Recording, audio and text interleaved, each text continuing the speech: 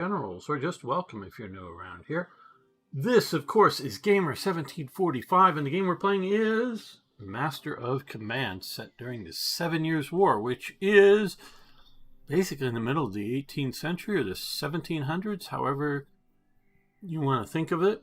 I know that I have a good joke about the poor education of the modern people, but yes, modern people are poorly educated with a lot of useless, wrong, silly information. And yes, it looks like we are live on the interwebs. All right, let's see. We need to defeat the enemy headquarters, and when this green bar gets all the way to the other side, the enemy headquarters will show up. We need to, before then, or best to, I don't know if need to or best to reinforce 4 outposts. We've done 3. And secure 5 battlefields. We've not done any. We have an encampment down here. We are here. Let's go take a look at our armed forces here. Okay, we need more ammunition in our units. So before we do anything else, let's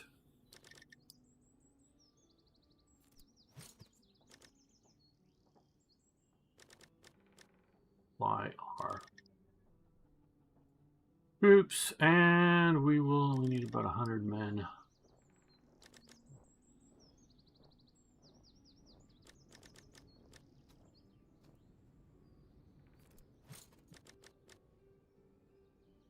Okay, and we don't have any officers. We need more officers. We have some money, some fowlers.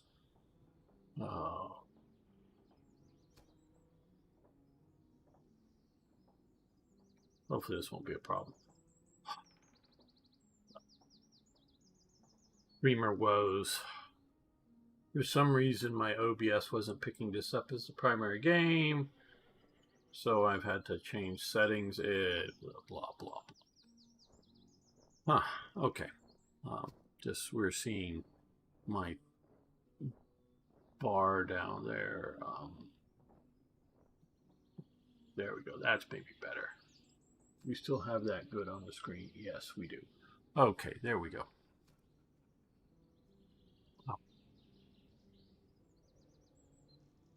So, let's see. Oh, we can upgrade our officer here.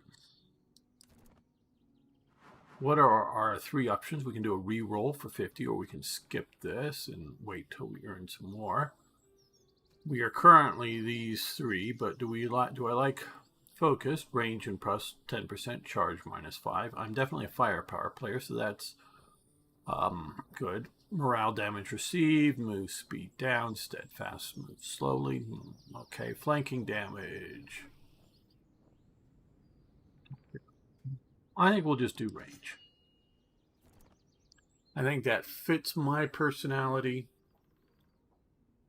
Play as well as they're likely. Okay.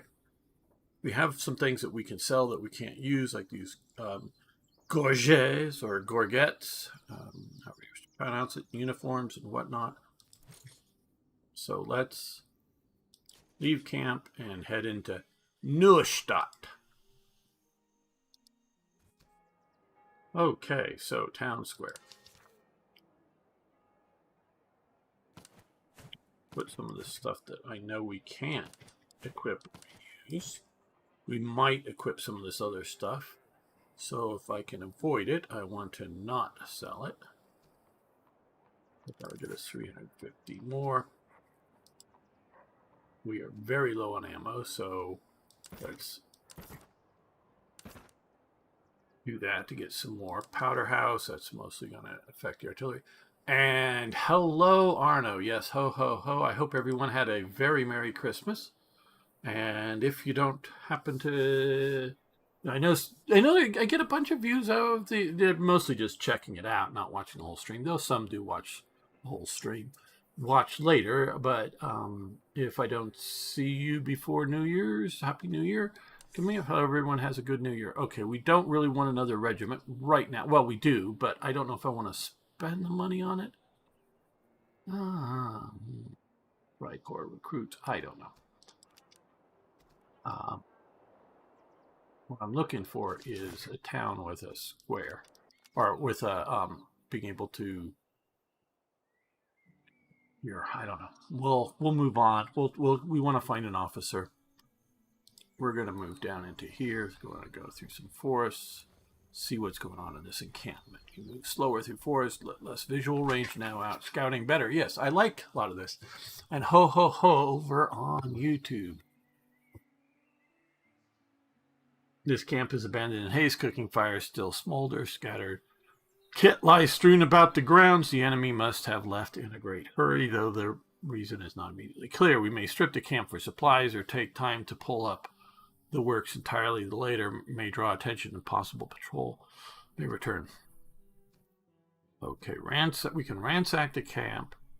You face an enemy. Capture some weapons, capture some supplies. We're just going to capture some supplies. Here.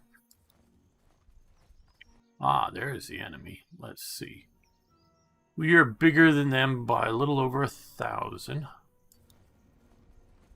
I think we will try to move, catch him before he gets away, and we do so. Okay. So we have 1 unit stronger. They have some artillery. They're otherwise all ground troops. Okay. And hello, Altair Antics. Good to have you here.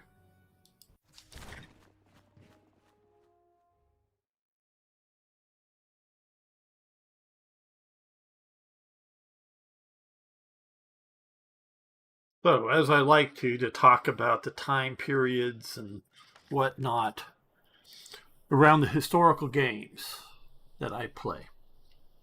And we will be having this battle here.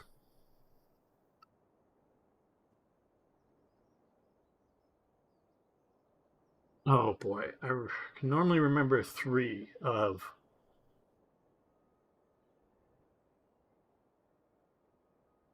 Let me see if I can come up with this quickly here.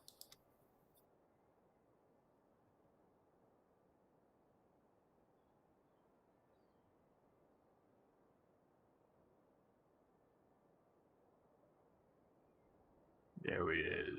There it is.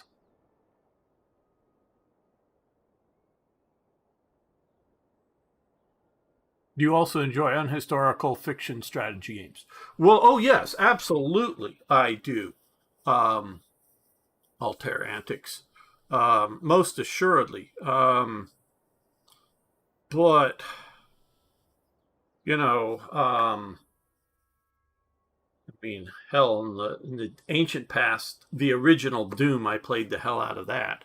You know, that I know that's a shooter. I love like World War II shooters and whatnot, even more so. I've been playing a fair amount of Warhammer 40K Battle Sector, the Slitherine published game, things like that. And Jamnuska, yes, good to have you here. So I absolutely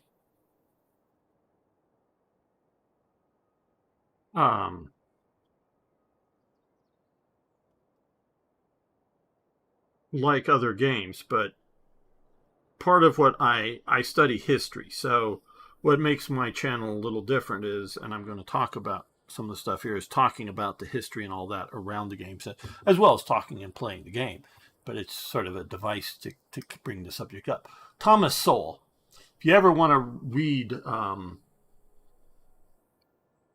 very good thought books, read some Thomas Sowell. I can unreservedly recommend him. Then he has, there are 3 questions that would destroy most of the arguments of the left. Most every argument of the left. First is, compared to what? You know, America is racist. Okay, compared to what? You know, what other country? And if you really do something like that, America turns out to be one of the least racist. I'm not saying the least racist, but one of the least racist countries on the planet. So if you're comparing America against some ideal that will never happen, whatever, for what, or anything against, you know, some ideal, we can always make it better. Well, yeah, but compared to what? How well are we doing? The second one is at what cost? And that we can always make it better. Yeah, but at what cost? Whether it's in money or in lives or whatever it may be, at what cost? And the third is, what hard evidence do you have about your argument? Well, I was going to say, the 18th century, and I'm talking about Europe here, but it does hold true in other parts of the world, is an ordered society. I was going to say, yeah, there's flaws in it, but, and this popped into my head, compared to what? And then I would say the 18th century compared to Europe, compared to everywhere else on the planet, the globe that we're on. I have no idea what's happening out in the stars, but the 18th century on this planet, Europe is probably the best ordered place on the planet. Okay?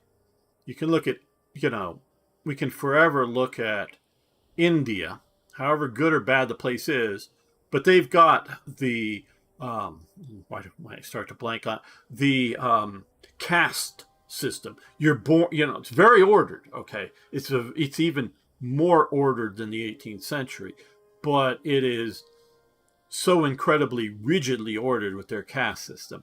And then we can look at China. Well, China, their Confucianism at this time, it's a little more meritocratic than India. I don't know that it's more meritocratic than Europe. And, so we can look at, the world, so Europe, and that's what this game is focusing on and where we come on,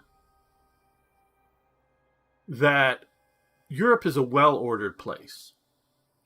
And it continues to be so through the 19th century. So when you get to the 20th century, which in my mind, the 20th century starts in 1914 with World War I, that's when we start to really break out with the chaos. And we have yet to settle back down off of the chaos. We've yet to become a well-ordered society. And a well-ordered society doesn't mean, and like I just did criticize India, we have some Indian viewers, I know, once in a while. I'm not trying to hate on you. But it doesn't necessarily mean a rigid society. And, back then, and I've talked about this, most people, and percentages vary a little bit, but most people were not literate. Okay? And literate means the ability to, read a book. I don't mean to recognize 100 words, shop, pub, road, recognize 100 words or something, written down, even without context. Like somebody just writes that word down and somebody goes, oh, that's road. And could, say, that's the thing we walk along or whatever it might be. So, I'm talking literate, truly literate. Most people were not literate. Where you find the highest literacy is, this is before independence, so in the American colonies, because it was they're religious all over Europe, but it is a very sort of in the home religious viewpoint, and they read the Bible, and that was something that even out in the log cabins, now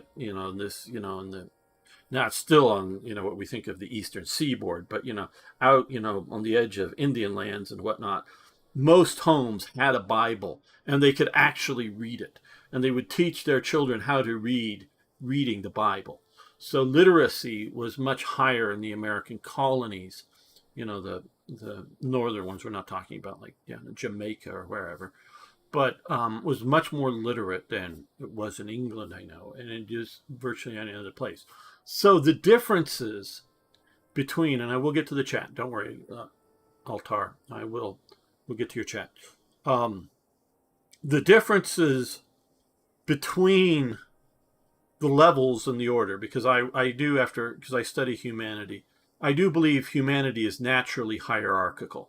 We're not leveling. We're not levelers. We're not wanting everybody truly equal. No, we are hierarchical. Now, whether we want to vote in, who's the president of the club that we join into, or who's the president of our country or something like that, as opposed to, oh, well, your father had some title, so you'll get to be the president of our club. That may change. How we organize our hierarchies very well will change over time.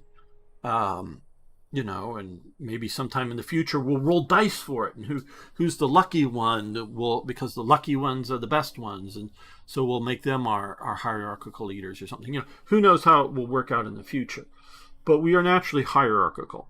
And yeah, those with the ability to get an education stood out more than those who didn't. So, the idea of nobility and whatever, whether it comes in social graces, how to eat your food and speak in a very, high-level social manner, or thinking about problem solving outside of your area of general knowledge. Meaning, a farmer probably knows how to problem solve, a farmer's problem better than most other people. And a blacksmith, or any sort of smith, will be able to problem solve, like, oh, how do we fix this thing, better than others. But bigger problems, other problems outside of areas of specialties, whether you want to call them nobles or aristocrats, but your educated class or classes, they are going to stand out a lot better than your average person. Now, today with the internet, and that's, so this is going beyond school. And so somebody in freaking Niger who can get onto a phone and can get to the internet, they can start educating themselves. They may not educate themselves in a balanced method, meaning a good grounding in everything, but they can start to educate themselves. So the difference between, and we can definitely see, again, in humanity, competency levels and different things in different areas. People are, and I'm talking individuals here, some individuals are just more competent at different types of things than other individuals. Okay, they just are. But it may not be as readily or easily apparent that they are more competent, because if we can go back to whether it's actually even radio, but more so television and film, the lower orders, I know that sounds sort of pejorative, but it does describe it correctly. The lower orders saw what and how the upper orders behaved at, like, a dinner at home. Oh, this is how they use their, because if you look at, and how they hold their their fork and their knives and how they ate, and so they can learn observing this, and that only either the elites or their immediate servants would necessarily see how they would eat and behave in a higher social way.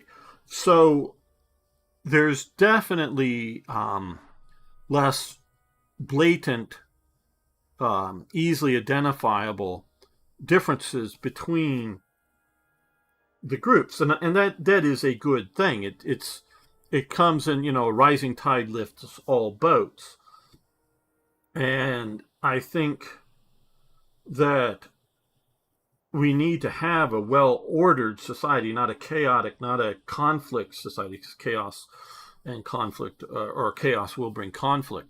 A well-ordered society, but a society in which there are mechanisms, shall we say, that will recognize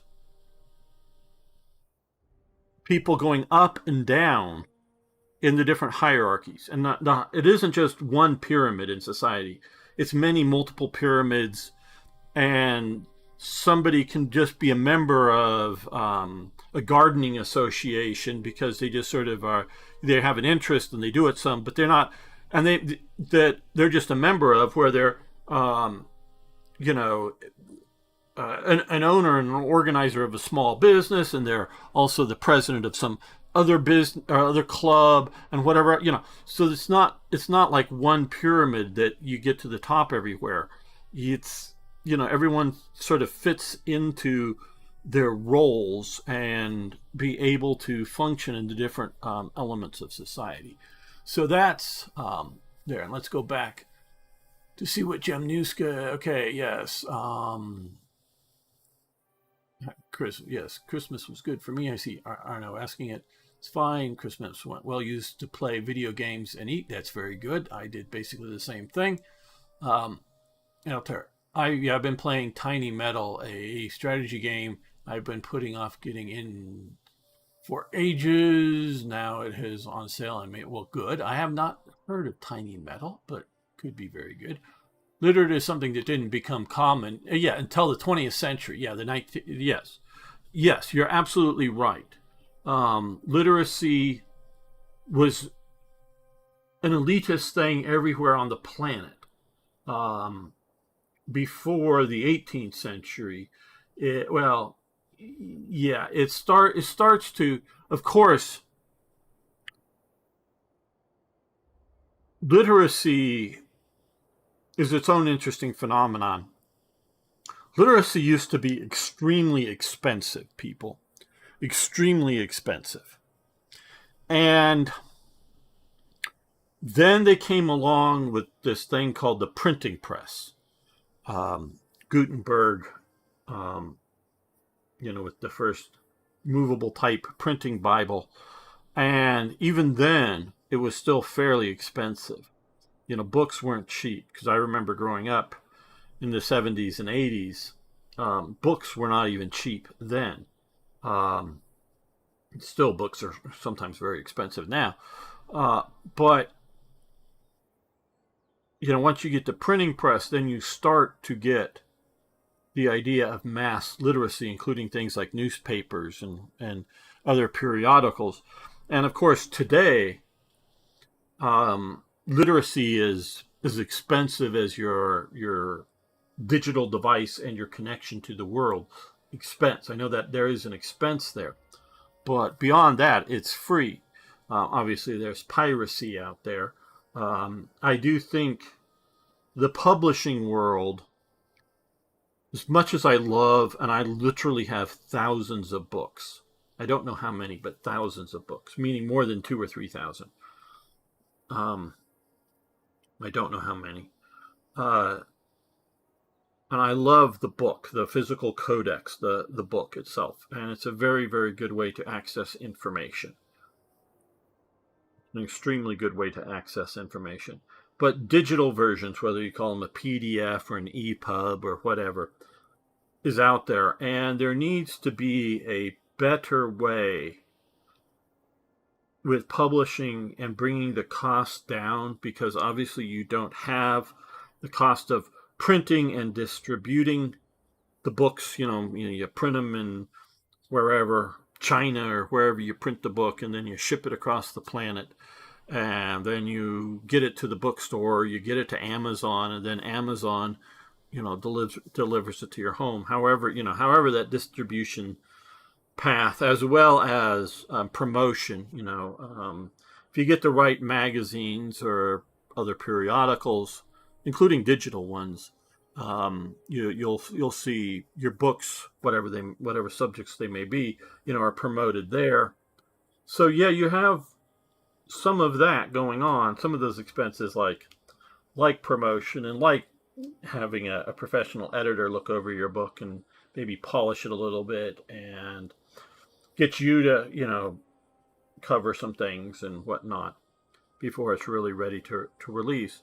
But you need to really rely even on narrow subjects, larger distributions of bringing the individual book price down, so that people won't want to pirate it. It's cheap enough that they might as well buy an official copy, kind of thing.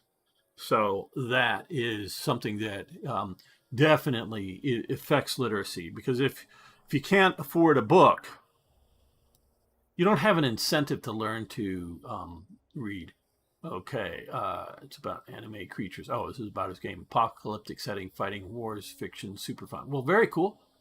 Um, it's very inspired by Nintendo's War series, which I've always been a PC player, so I don't play Nintendo. Okay, so all right, now we're going to get to the deployment, and everything about the 18th century here is a well-ordered thing, including their militaries and their battles. So you can see they're lined up in well-ordered formations. Okay, I'm trying to look and just see where. Okay, these guys are more or less rightly placed, because they're going to come up to these woods and sort of stand in the woods and shoot out at the enemy.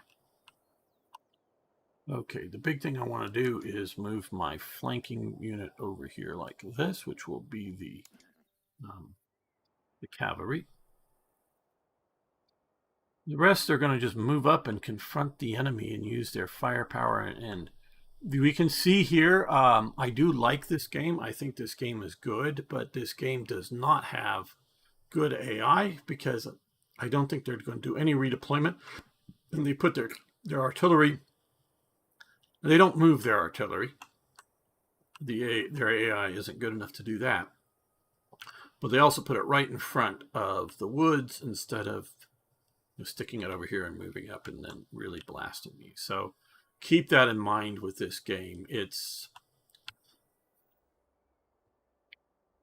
what is it? The Historical Gamer, I believe, had I don't know how much input to this game.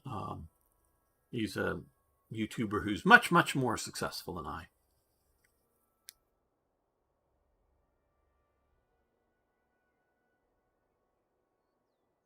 So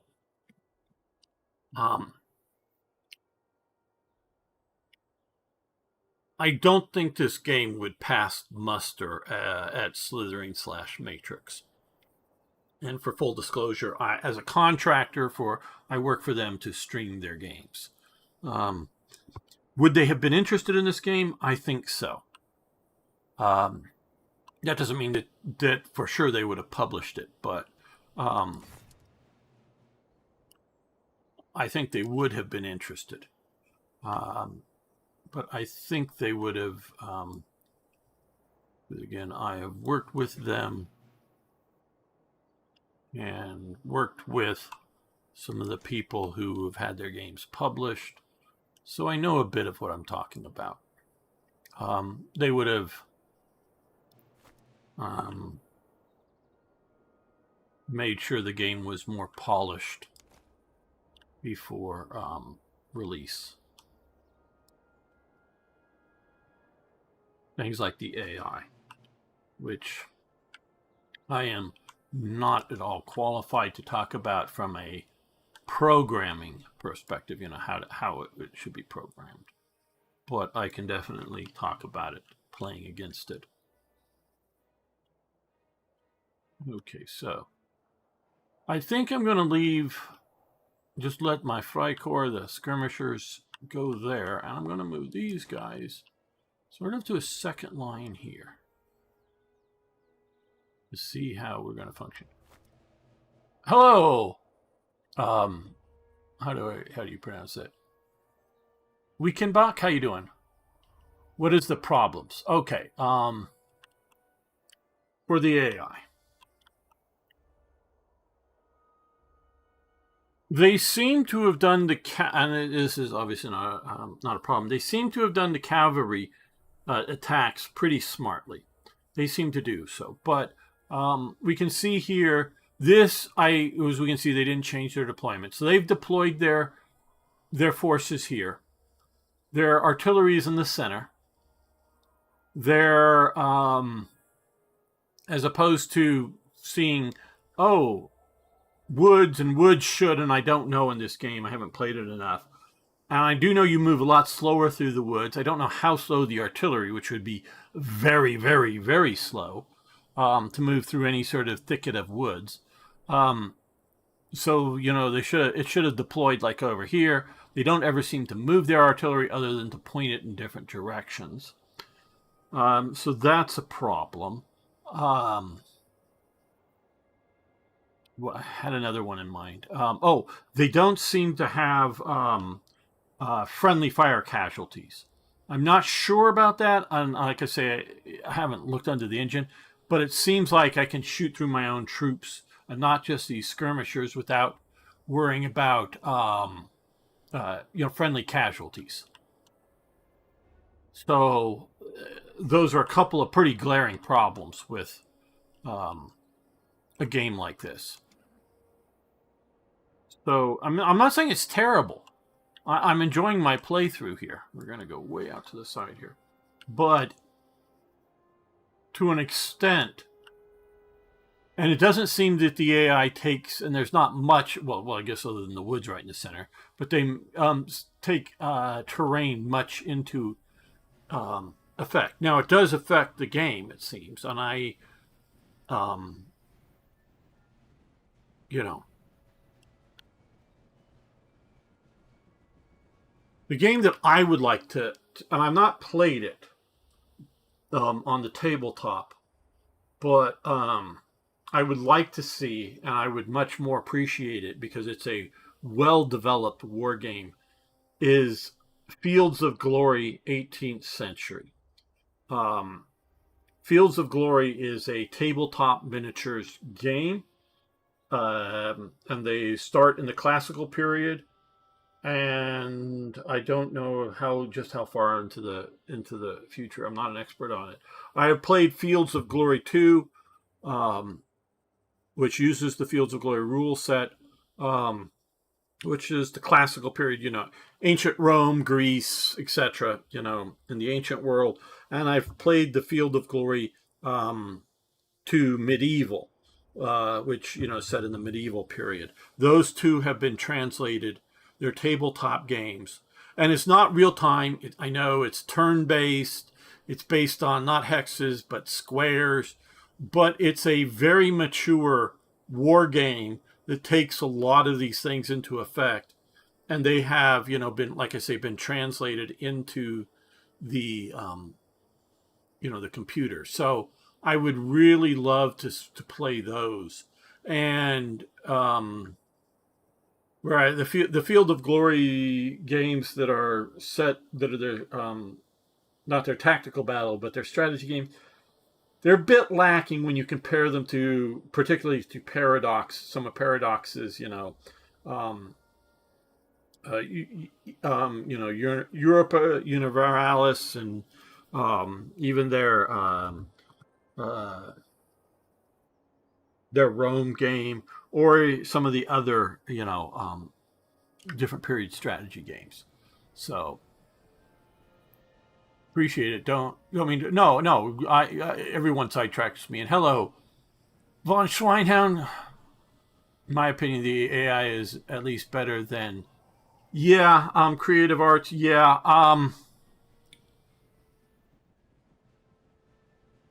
that very well could be true. That it's better. I don't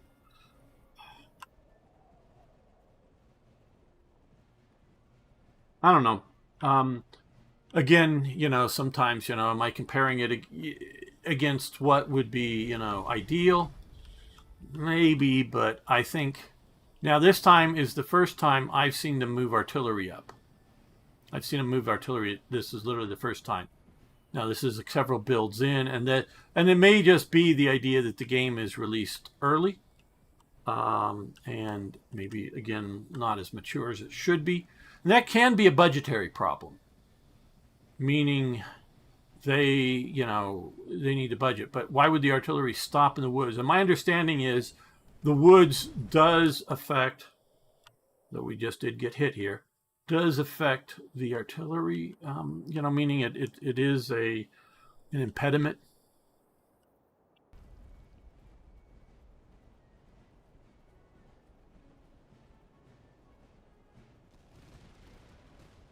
We also see here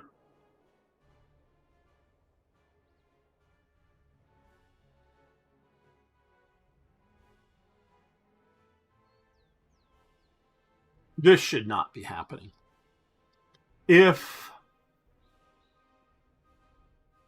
one or both of these parts, if not fully these units, should be being more disrupted and not overlapping and marching through each other. I know this may be nitpicky, but that's sort of partly what I think I should be doing here, is being nitpicky. So, and I even do, I do this whether it's a Slitherine or Matrix game. I try to I didn't see, did these guys only fire down here? I know this is a later build than the early one, so maybe they've improved. This whole thing fire through here. I don't know. We'll examine this in a moment.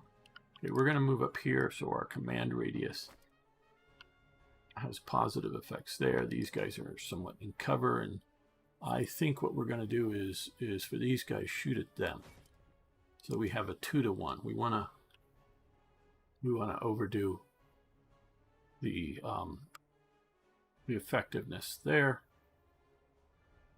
We've sent these guys way out here. Another thing I would like in a game like this, and many of them don't have, is waypoints, so that I could set some waypoints with.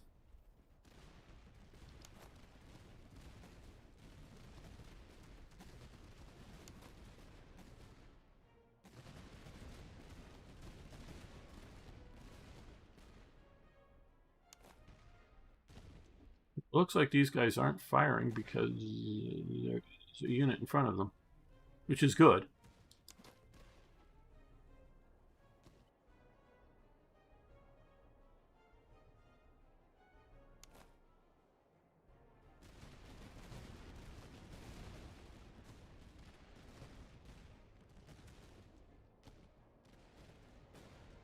And for my part on this, I feel that I'm going to win this battle for sure.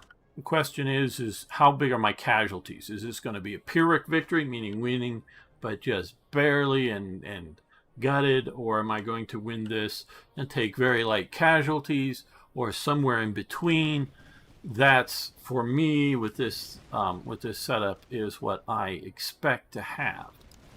So if you're watching, is Gamer going to win it? Now, if I lose, I'll be very embarrassed, because these are a smaller, lighter force. But it's not so much whether I win or lose, but how costly is this?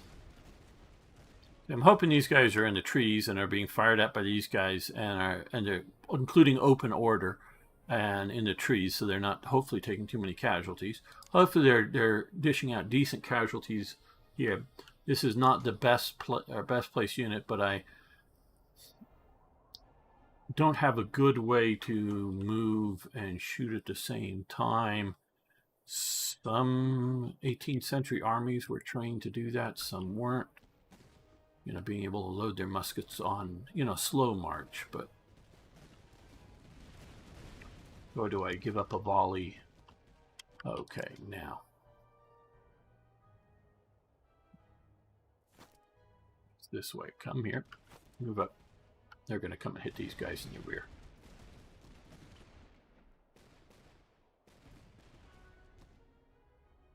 You can see they have just lost their morale and are retreating. Have not shattered yet, which is a worry because they can rally. Okay, why?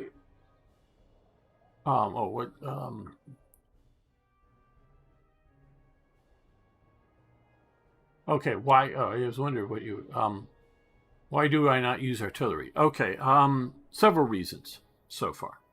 Not that I want to use artillery. Okay, one, I have to buy it, so it's expensive. Two, I think having more of line units like this are more important. So I see artillery more as a luxury than a necessity. So hopefully before I get to the the big final battle, It will have 1 or 2 artillery units.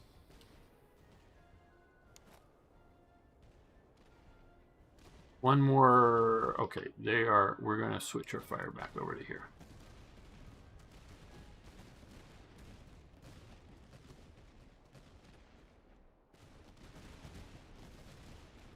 These guys are taking pounding. Okay, these guys are now actually retreating, so we are going to select them. Oh, hell. Okay, that's better. Just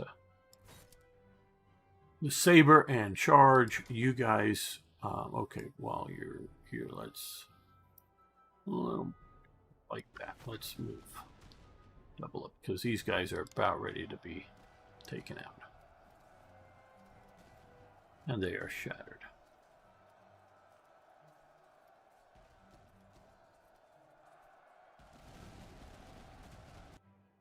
Don't need to keep on that. My Fun Schweinart says, in my opinion, all these games, including Field of Glory, lack the most critical element of the battle, which is command and control. There has to be time lag between giving command and its execution, like Scourge of War or Grand Tactician Civil War. Okay.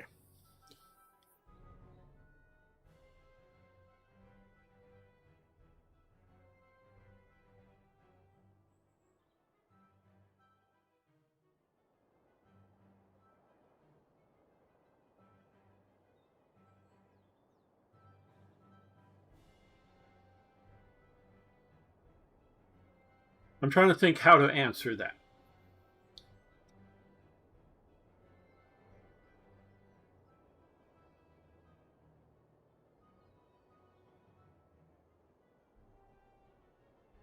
I take it that I'm playing this guy, Frederick II von Prussian, or as we commonly know him today, Frederick the Great.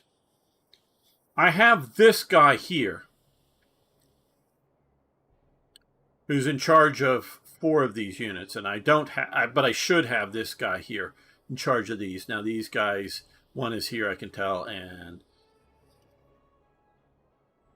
the other unit is way off here, so it's badly managed. But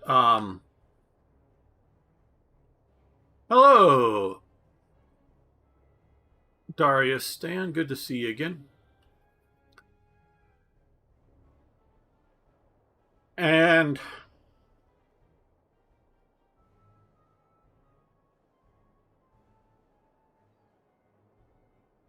each of these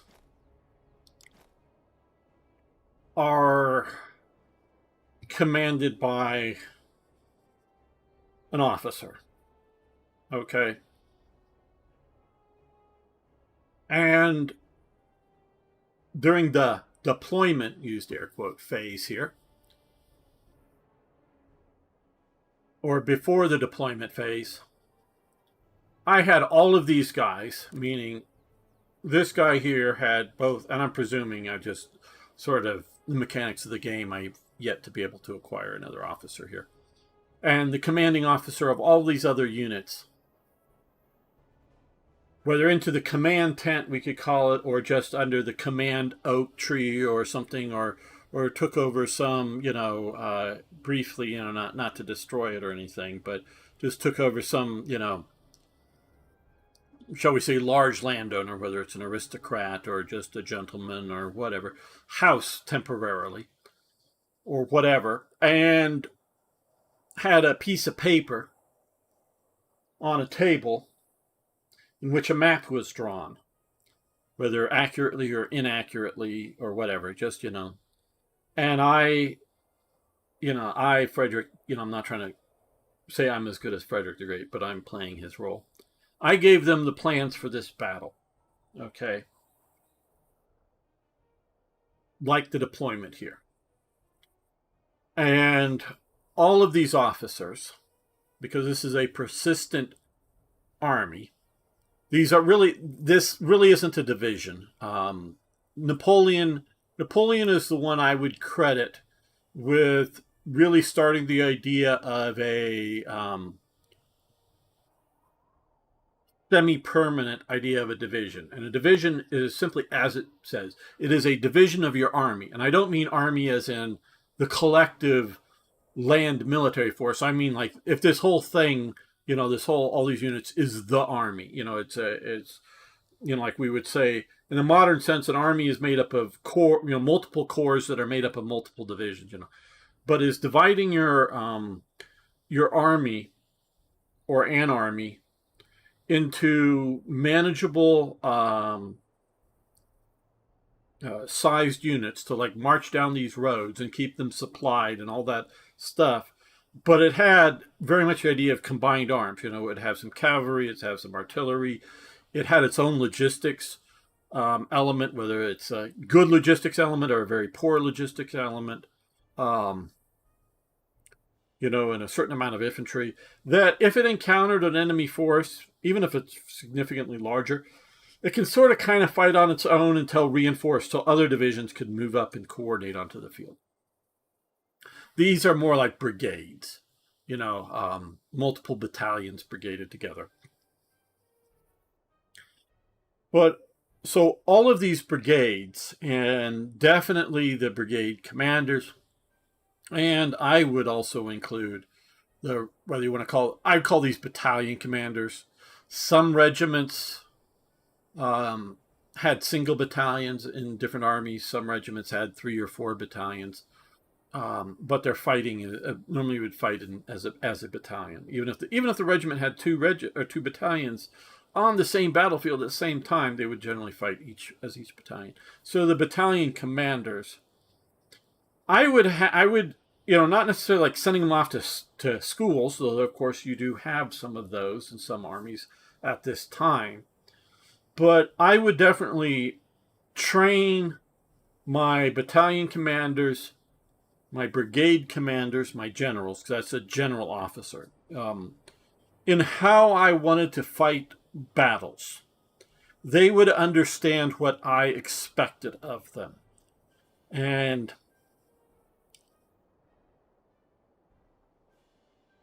especially the general officers, if they were not behaving as I expected of them, I would try to, depending on what army and who I am, fire them from that job. Okay, they can still be a general, but if like I'm talking in the English example, you can go, command some battalions off in Scotland while we're, fighting in France. Send them to go do some other job that if I don't like how they deal with it. Okay, so I've read a fair enough accounts of battles in the 18th century and into the Napoleonic War that you're absolutely right. And this command radius here, I would say within this command radius, more or less for this scale, is instantaneous.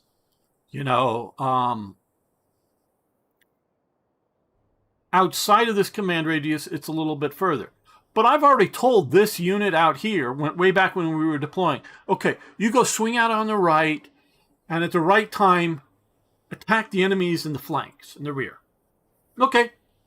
Now, if I thought this game, and which, whether a tabletop, and I know that some of the tabletop have rules that you write out these things and you give orders to.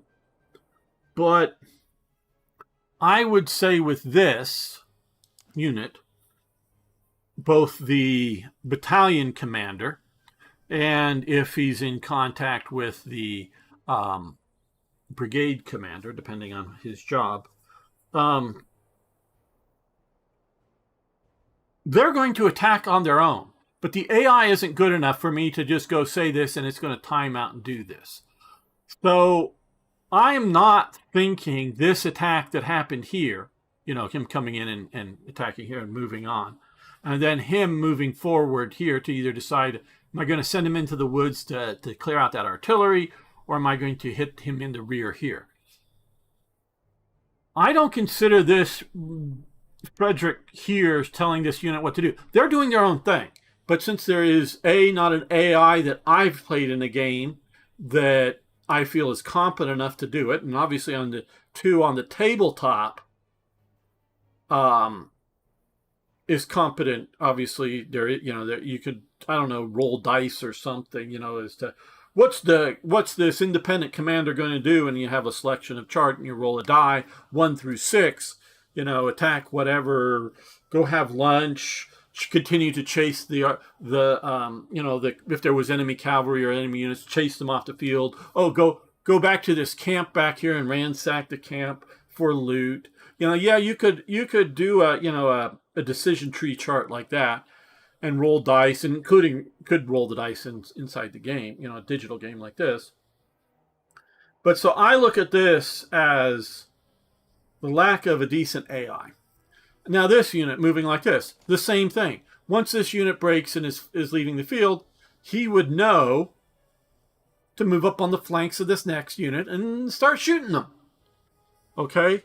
Now, if we're talking about the great timing for the great push, particularly Wellington, because I've read enough of his battles, either described in, and I've not gotten through it, audiobook series, or taken an audiobook of probably the big great history of the Peninsula War from the British perspective, or reading a bunch of the Bernard Cornwell's Sharpe's novels, in which he accurately describes Wellington's battles that the fictional character Sharpe was involved with. But I think the battles that they fight, including ones in India, he's describing, as far as I can tell, and I have read actual historical accounts of some of those battles, he's describing the overall battle correctly. Just the hero Sharpe is doing the hero things also within the battle. That he would he would often try to put his troops something on a reverse slope and wait for the enemy to deploy and start attacking, basically his skirmishers, and then, as he saw it, at the right moment, come up over the crest and confront the enemy that has been, picked at by, these guys, the skirmishers, come in and then, shoot them in the face with British musketry and drive them off. And then at the right time, maybe command the army to advance. And so they, go to the bayonet and go, stabby, stabby as the French run away. And so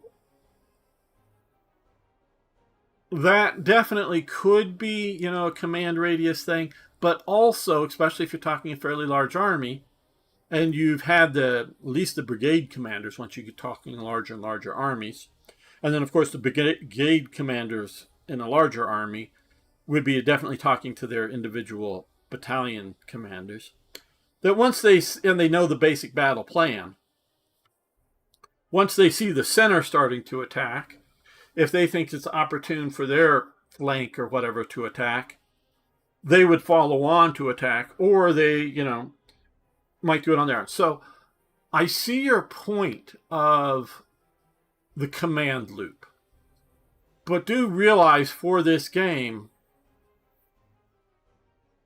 and we take this unit here, these guys would be the command loop, in that mostly they're not sending runners to me because they know I can, He has no idea what these guys are doing, okay? He just doesn't. Because they're, trees in the way. He knows they're over here. He may be able to distinguish that there's shooting happening over there, but that may not be just because all the other noise and racket going on. So he doesn't know what that's going on. But over here, he can see what's going on. He's sitting, and it's purposefully, he's sitting on a horse to be able to look over this unit and see what this unit's doing. And then he can just send one of these guys to run very fast over to here. And this is not very far on this scale. Or, up to one of these other units. So I would say the command loop for this. Now, we're not talking, and I know did talk about Waterloo.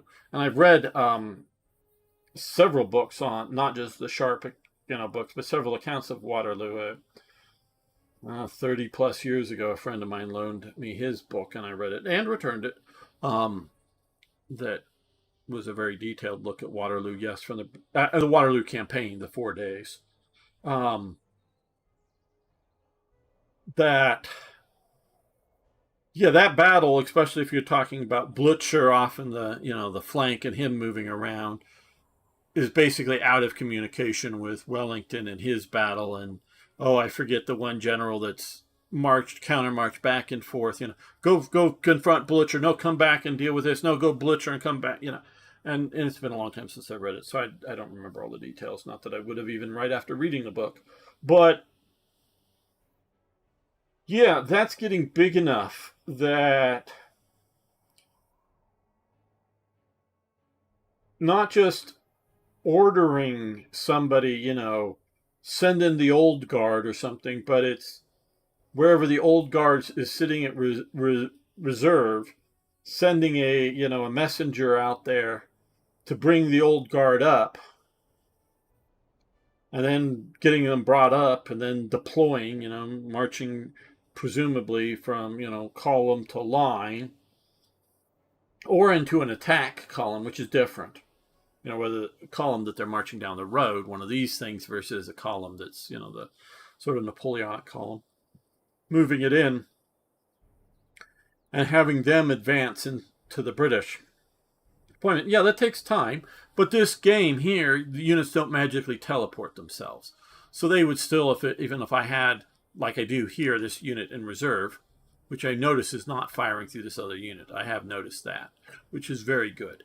So I don't know that it's such a big thing. I know I just sort of poked a hole in your argument. And Grouchy, that's it. Yes, thank you, von Schweinhound. Yeah, I don't retain details as well as I'd like to on some of these things. But yeah, he was, I believe, the one that was counter-marching around Waterloo. And so Waterloo, and I've been to the battlefield of Waterloo, just briefly once.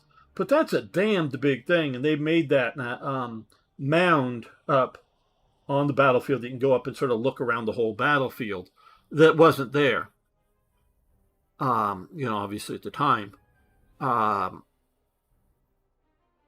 there is a lot of area outside of your field of view. There is a lot of command loop time.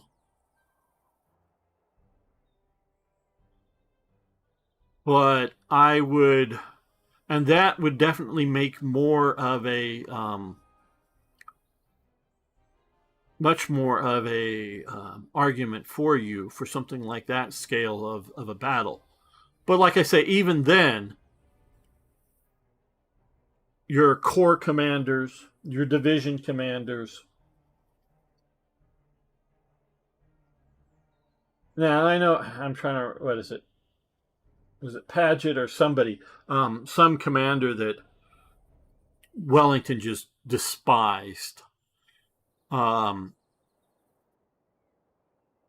whatever. And that he was saddled with and couldn't get rid of. But I forget.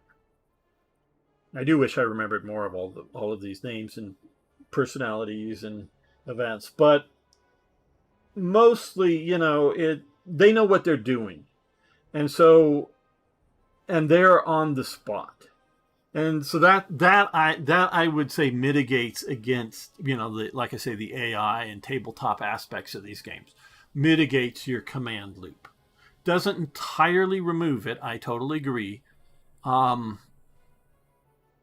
if you were to need to implement something like that, it should not be overly burdensome. Because still at the heart of all this, of all of these, and I would take all of this, this is one thing because, again, I have been involved with it at different times, game design. There's still the word game in it.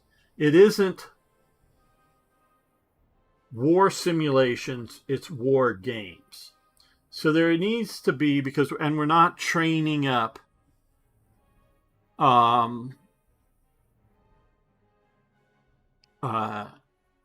real soldiers with this. My cousin described one of the military war games he was involved in once in the Army. And it was partially with, and it was in the Army, though it was dealing with an amphibious invasion. And this is in a modern sense. And they had the guys that were commanding the forces on land in one room, and across the hall, they had the guys out at sea in another room. Okay? They had a hallway.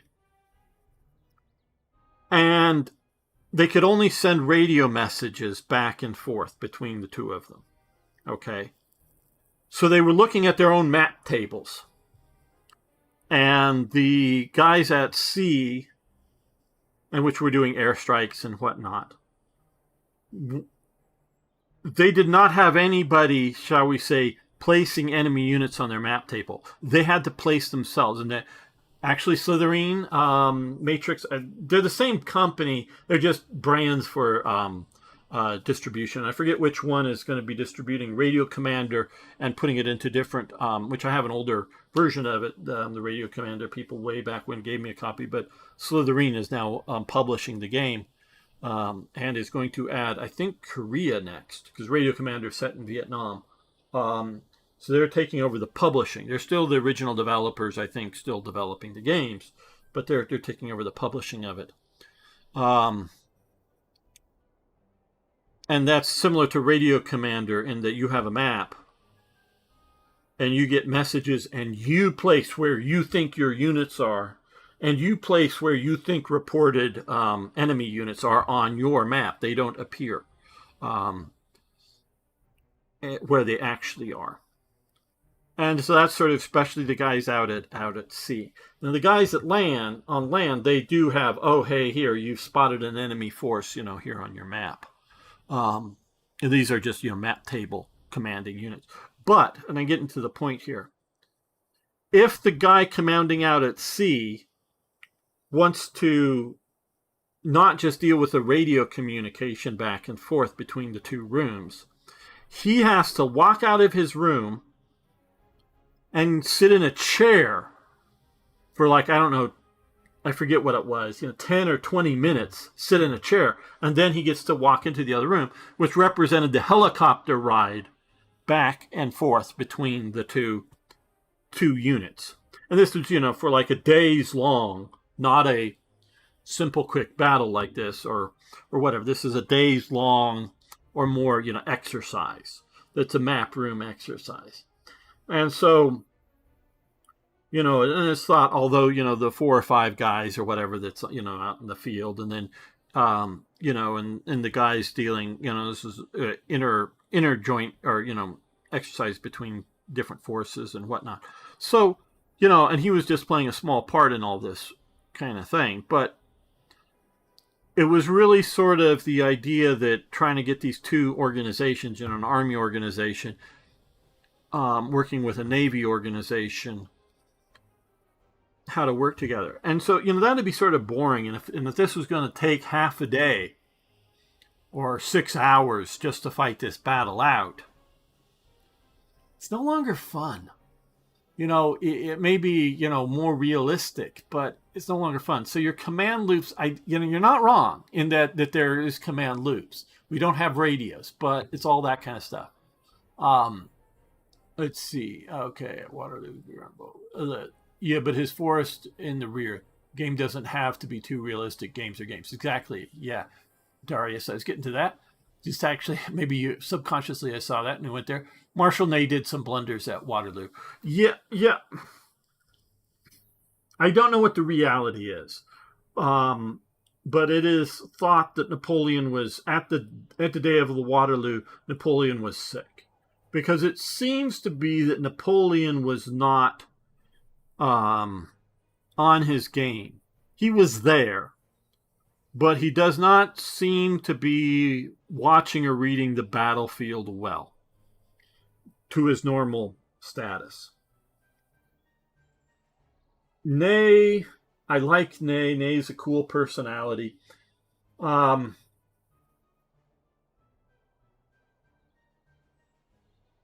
He's definitely charging his horse against formed British squares. And that mostly through history, of that period does not work out. I think, forget where, and I read, a war game, love wargaming magazines that they, especially, and I have been not buying recent ones, but they would have a good, page or two describing the battle, and then a page or two describing how to, deploy it as a game. And so they talk about the salient points and some of the articles that I've read, including some, history magazines as well.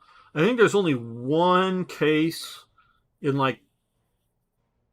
fighting in the West, not necessarily, fighting out in Russia or whatever, which things may not be as well documented, but one case where a properly formed square was shattered by a cavalry charge. So that means all the rest of the cavalry charges against all the rest of the relatively, properly formed squares failed. And he was doing repeated cavalry charges against formed squares. So that is not a good solution. And like I say, the 18th century is a well-ordered society. Starts breaking down a bit with the French Revolution, both societally and militarily. But still, there is still a certain order. You need to have the guy who's commanding whatever area of the battlefield, whether it's the complete or just one section, for something the size of Waterloo, to understand that there's certain things to do and have units available to fairly quickly deploy. If the enemy is forming into squares, what are you supposed to do? One of two things. Either bring up your infantry into lines and blast them, or bring your artillery up with canister or grape or whatever and blast them, or at longer ranges with cannonballs, and blast them. Which will, either way, destroy them in time. The way to deal with both of those is to form back into line. And if you form back into line, then you bring your cavalry up. So that is, and I've yet to see, like I say, I think the AI is improving here, and some of their stuff is improving as some of the versions of this game go. I've yet to see any of these units form any sort of squares, and they definitely knew in this time period. But if you note, and I've definitely seen this game, if I put cavalry unit out on the side, and I've seen the flank unit turn to face them. So that's good. But if you notice what I did is I moved this unit up here to face this unit. So the AI took this as to be the primary threat, lined up and faced it, when this was the actual primary threat that I was moving into the rear. Exchange some musket fire, weaken them a bit, but mostly keep them facing in, because we can see where their line was, where we were, on our line here, where we were exchanging musketry fire, and then hit them in the flank with cavalry. That it was my plan and how that worked out. And you just follow these formulas, if you will, and if you can follow, the battlefield as it develops, not just the field itself, but the battlefield, the battle itself as it develops.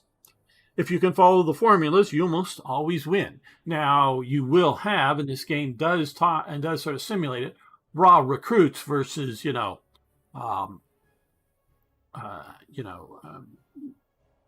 Prussian musketeers, more trained and organized things. If Grouchy came between the Allied armies, Waterloo could have been won.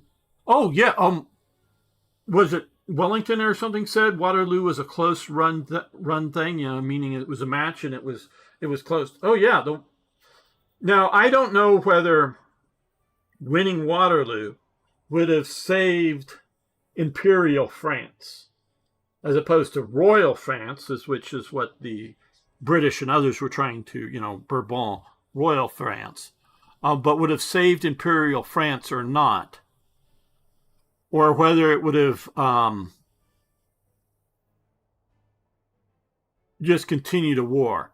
Because I know Spain is hollowed out by factors well before the whole French Revolutionary period is coming, and it's only their extremely wealthy colonies that's keeping Spain going.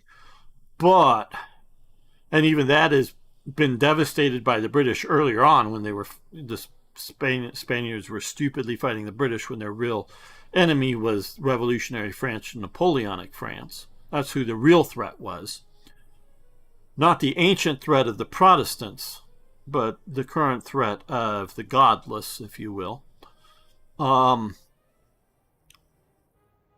so even they're hollowed out. They might have been stupid enough to try to stay behind the Pyrenees and go, it ain't our problem. But if they were smart enough, meaning if they were one, that they would push an army over the Pyrenees into France, believing that, because even if you rout Wellington, you still have Blucher's force. And what is going to be the state of Napoleon's armies after the victory? I think somewhat of a Pyrrhic, meaning Pyrrhus. And as he said, hey, when someone could, I forget which battle it was. I know I've read the accounts of it, but congratulated him on his victory. And he says, any more victories like that, and I'm done, or I'm destroyed, or whatever it was, because it basically also destroyed him, his armies. He won it, but he had very little left over after that victory. So whether it's a Pyrrhic victory or even if it's just a reasonable victory, it wasn't going to be a rout. Even if Grouchy or whoever could have gotten onto Wellington's flank and successfully pushed Wellington off, the British, now the Belgian armies, or the Belgian units, or whatever you want to say, that were there, and definitely, and also to a point, the Dutch forces that were there, a lot of them had been Napoleonic units, Napoleon side just before. A lot of the Dutch did not like the Prince of Orange at the time, so they may very well have run away and decided to either that or switch sides if Napoleon looked like he was winning. But I think the British army would not have collapsed. They may have been driven off and been defeated, but I don't think they would have collapsed. That army was pretty steady at that point. It was a very, very veteran army. The Prussian army was around. And of course, who would be coming? The Austrians. So I don't know that Napoleon would have survived just winning Waterloo. There may have been a fifth day of battle in which Blucher, turns the tide and seen the other way. What would have happened next would the world? Yeah, I guess it's sort of, there were like 10 European armies preparing to attack. Yes, absolutely. Benvenutum, I'm not sure exactly what that's referring to, Schweinhund. Yeah. And also you have to realize, while the 100 Days is going on, Metternich is out holding the concert of Vienna, which isn't a musical performance. It's him trying to order post-Napoleonic Europe. What is Germany going to look like? What are the borders where in different parts of the world, and who's carving up what places? What do the French get to keep, as in colonies? He's doing all of that kind of stuff that is basically put on hold during the Napoleonic crisis, and picks back up once it's settled out. So yeah, I don't know that Napoleon would have been able to survive, or if you want to call it Imperial France, survive. Enough of the world, even if it's exhausted, it knew that Napoleon back on the throne Just give it time and he's going to start conquering again. Napoleon was not a terrible ruler because he was a ruler as well as, a general or a field marshal or whatever you want to call it. But he did not ever seem in his whole career satisfied with anything. He never felt the desire to settle down. There was only the Peace of Amiens, in which he could not attack the British because the British were sitting on their own island and they had the fleet. I mean, he could send out his fleet to get it sunk if he wanted to, but he could not attack the British effectively. Maybe in some peripheral battles or whatever, but not go after the heart of Britain. Either take out its homeland of obviously the British Isles, or successfully destroy or cut it off from its colonies, which were definitely supporting it. Places like India, and if Napoleon going, and I do think Napoleon going into Egypt definitely had him dreams of marching somehow to India. That's just his ignorance. There's no possible way you can march from Egypt to India. I mean, literally, there's no possible way. You see Alexander the Great try to get back from India along the coastline there, and he almost destroys his army from basically starvation and lack of water. It really does. Now, of course, he does get to the Indus through Afghanistan. And you go, oh, well, Napoleon could have got... Yeah, no. Alexander the Great's army is pre-industrial. This is proto-industrial, Where's Napoleon going to get his gunpowder? Where's he, he might be able to collect food. Where's he going to get his lead for his musket balls in Persia at a scale that he needs, And he's going to have to fight battles, even if battles at people shooting bows at him and whatnot. And he's going to have to fight battles once he gets to India.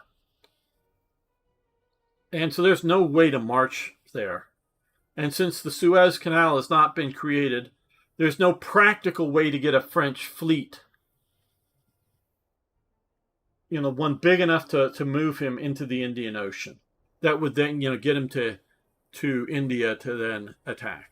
So it's a pipe dream of Napoleon if you're really thinking he's going to go to India. Now, can he clean up the East, the Levant, the Eastern Mediterranean? Yeah. He could in theory do that, though he is cut off from the, his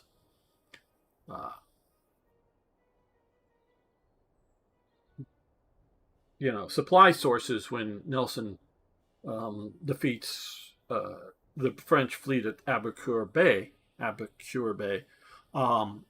So he runs out of resupply from France.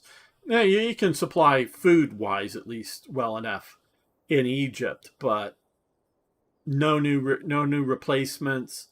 I don't even know what their powder making capabilities would have been in Egypt. Can they make some black powder? Gunpowder? Probably. Make it enough to supply his needs? I don't know. That's a whole industry you would need to supply his needs. Yeah, the Mamelukes and whoever, they had gunpowder, absolutely. I don't know how much they got out of Egypt versus coming down, being bought and shipped down from Turkey, or even in theory buying it from someplace like France or Britain in the peacetime beforehand and storing it. So Napoleon recruited local. Yeah, okay, you're recruiting some locals, and he absolutely did. But once, his army leaves, what are those locals going to do? Meaning his army leaves to go, march up the coast, in which they do a little bit of that. March up the coast, into Palestine and that sort of region. Or if they were to, march off, heading for, Iraq or someplace like that to go conquer India, I don't think his locals are going to be able to, even if we're not talking about a British counter invasion, I don't think they're going to be able to hold down the locality. They're just sort of mercenaries that are helping, that kind of thing. Egypt Legion went to France.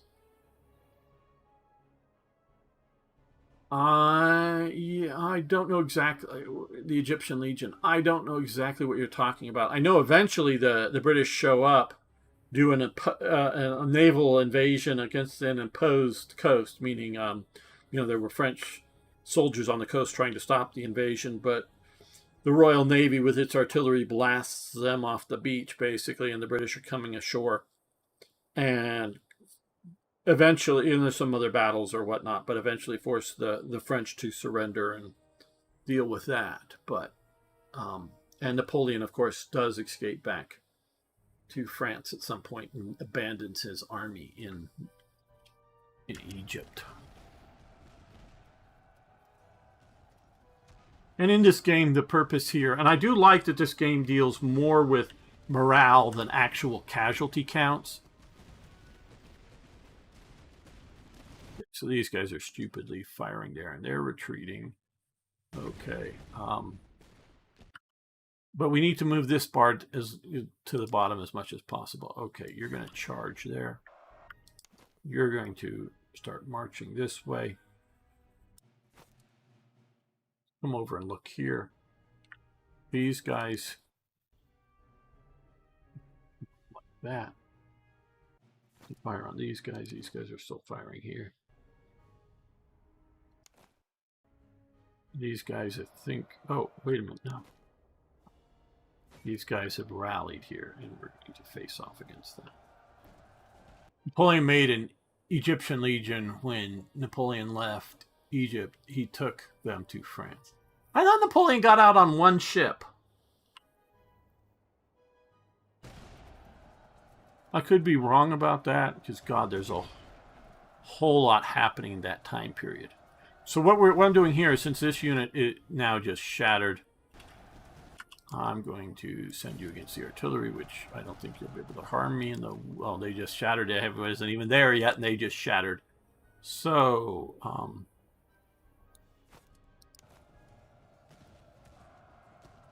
you guys come up and blast these guys. Fire at these guys. Keep them backing off the field. Loaded. Once you're reloaded, give them one good blast. These guys will get ordered for a charge once this blast happens. Don't really care about them because they won't have time to reload and attack prior to that. And now charge. Right into those retreating forces, and they are shattered, and I will win this. Hopefully with no more casualties than this. Okay, you guys come over here. You don't seem to win bigger by killing more troops. Okay, I don't know that we need to, but we'll just move you up here.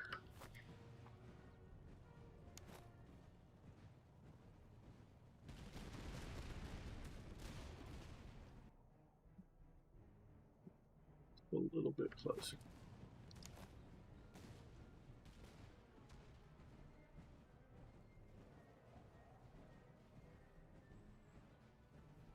Read this in a book. Well, yes, good. Good, Darius, you've read a book. Yeah, I can't...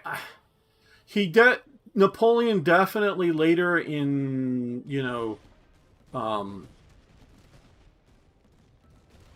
through his campaigns, definitely had some small Egyptian units for color, often band units and other things.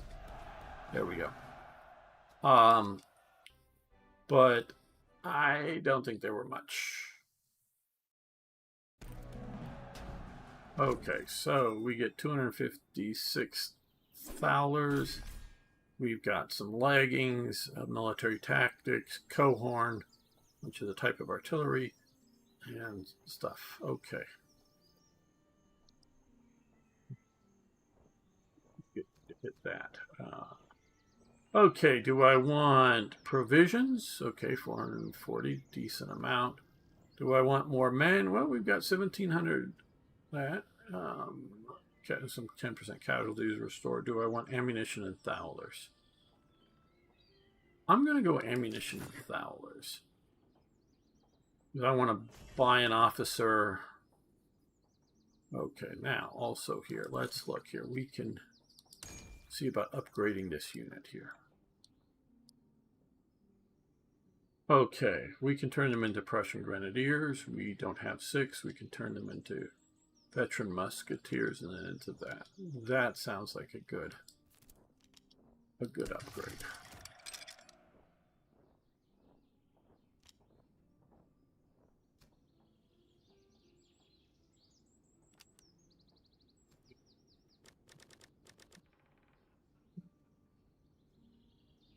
Okay, these guys. Let's...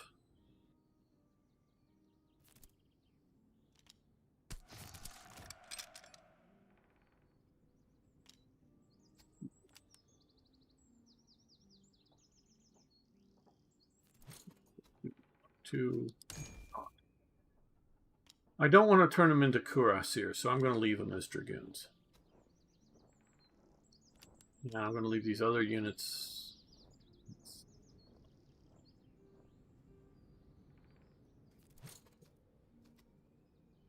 Okay. These guys have an empty slot.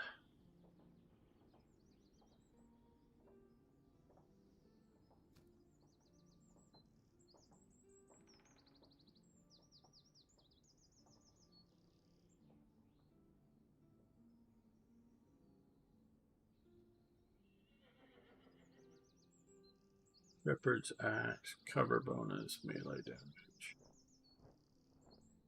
That's just for artillery. We'll give them full gators.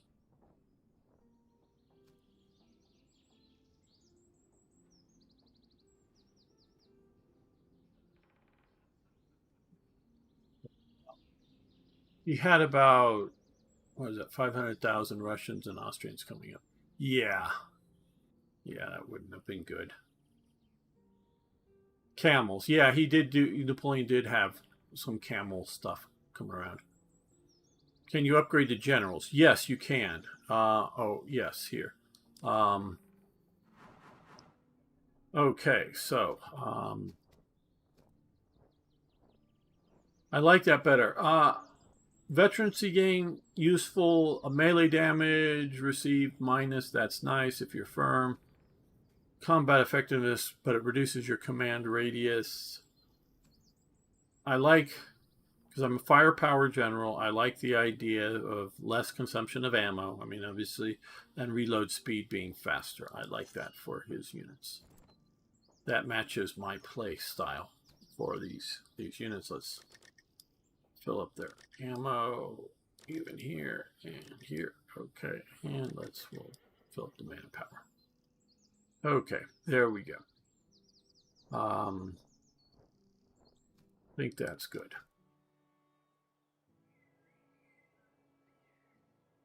We got a wagon up there, but we were sort of heading towards here, I believe. Hopefully we can pick up another officer. And there's another.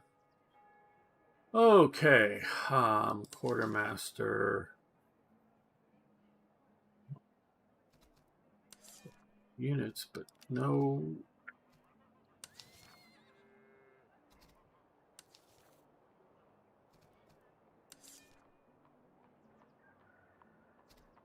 No artillery units aren't to pick up just yet, so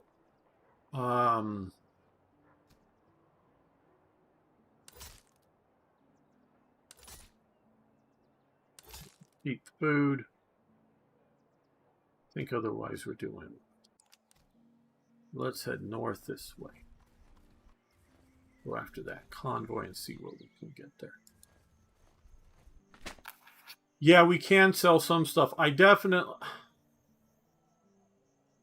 didn't need the money right then.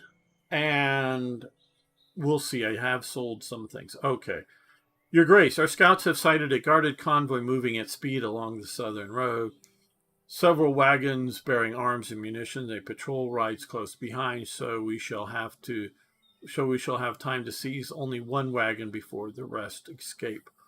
We must choose quickly. Shall we take their firearms, secure their artillery piece, or make off with the specialty ammunition? Capture weapons. Capture cannons, but I already have some cannons, but I don't have a cannon unit for them. Specialized ammunition, which I think basically ends up helping the cannon. So we're going to see some weapons. So some bayonets and hussar sabers. Okay, not terrible. Let's go north up there. Maybe they'll have an academy where I can get an officer.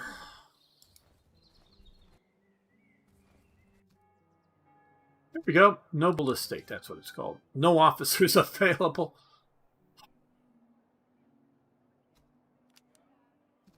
Is there something we should sell?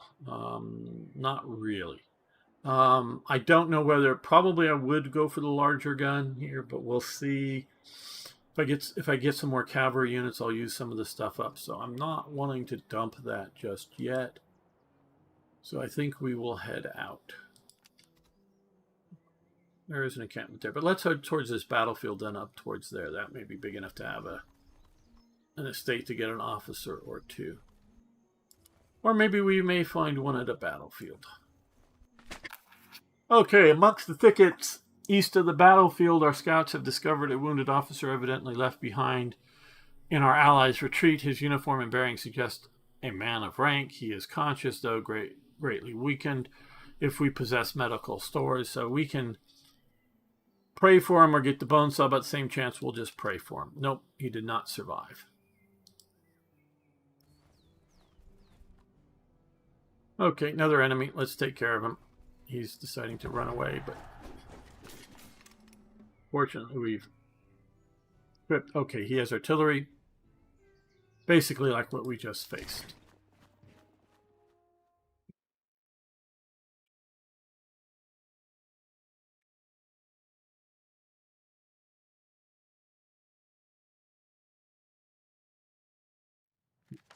And here we are. Okay, let's take a look at this battlefield. These guys will go up to there. This field is sort of congested over here with buildings and things, so we're going to put our sort of decisive battle-winning cavalry over here.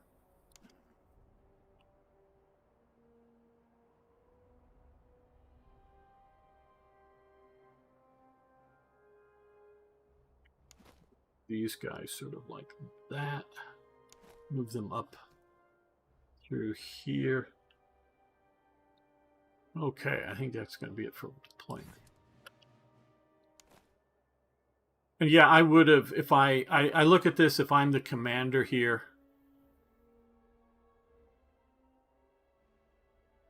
you know, given out, obviously, these orders.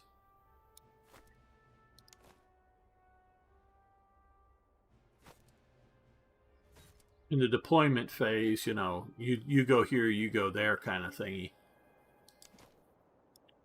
And they would know what to do.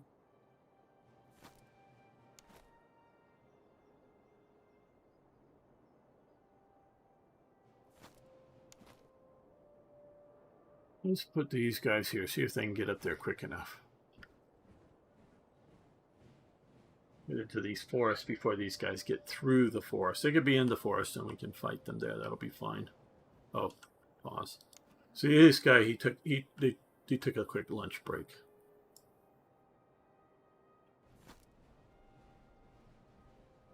I want to get these guys far. Well, let's actually move way over here. Get these guys far enough out of musketry range so that they face off against these guys, and then I hit them in the flank like I did last time. Hey, Beam Slam. Good to have you here.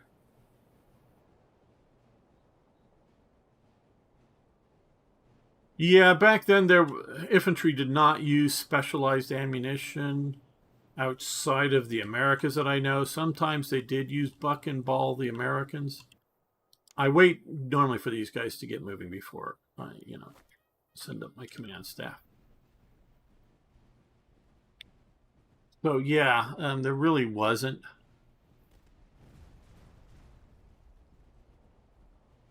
a specialized ammunition for them.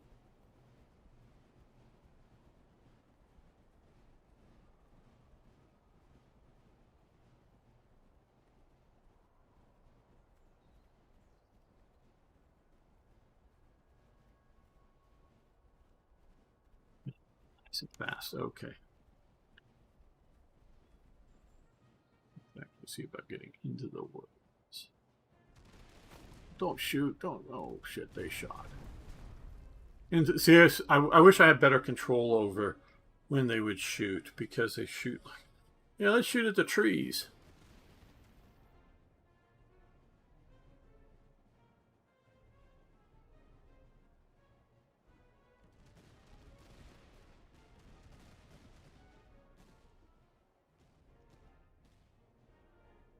If they decide to bayonet me and come after me, we are not going to do well here.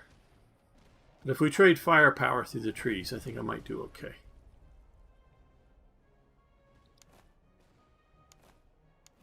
Move you up a bit more so your command radius helps. There. Yeah, I think most of they fire way too soon. Yeah, I can put them to hold fire. I do know that here toggle auto target getting on and off, but I'd have to remember to put them back to what, to back and forth.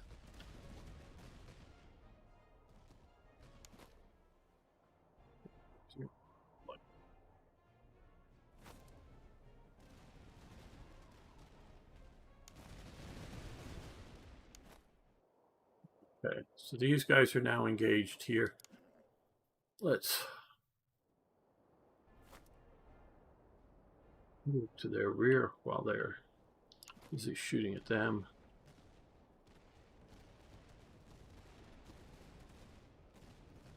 And here I was just hoping to keep them moving so that they don't fire until I'm ready for them to fire. But yeah.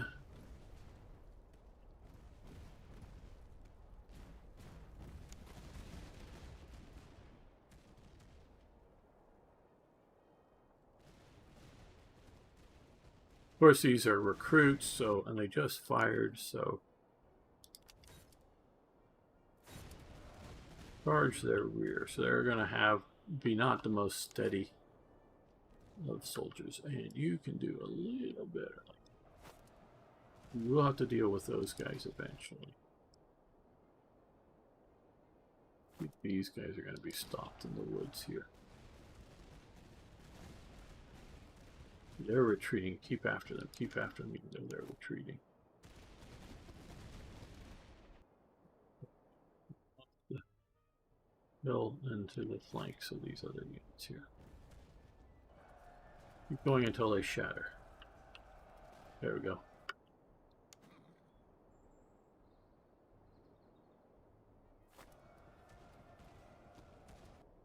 I haven't played that for some time.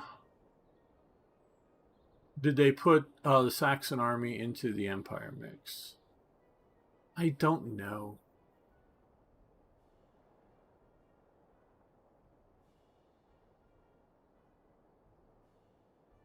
The brigades without commander is affecting your scenes. Yeah, it is. I gotta find some more officers. Last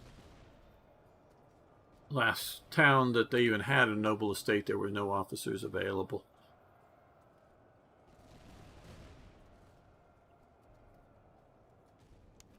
Okay.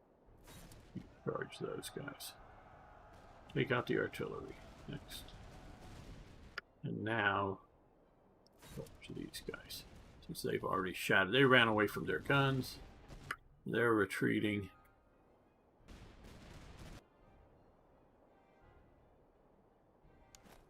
I'm going to fire here in just a moment. Come on, fire, fire. Okay, so which weaken them even more. Now move up.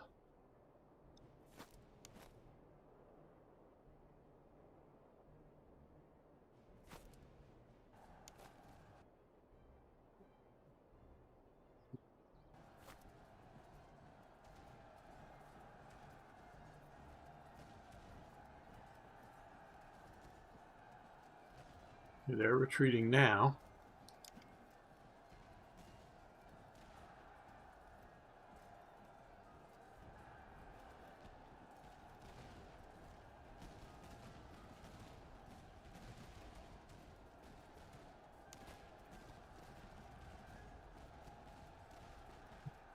What was that about?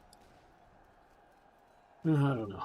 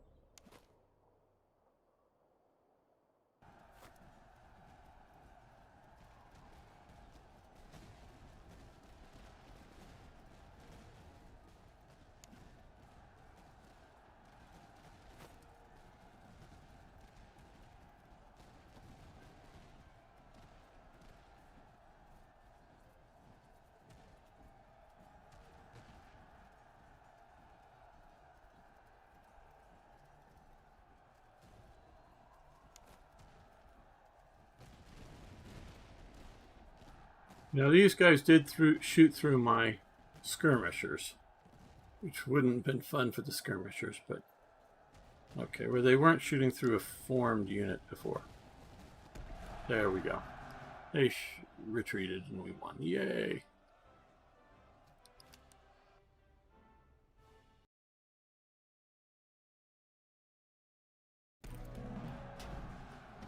Okay. More Thowlers. And more stuff. Okay, we get some horses now. And I gotta keep hitting this because... Okay, well, we've got a lot of money. Decent amount of ammo. A lot of that. I'm gonna go with more money still. Because, well, since we're here, let's...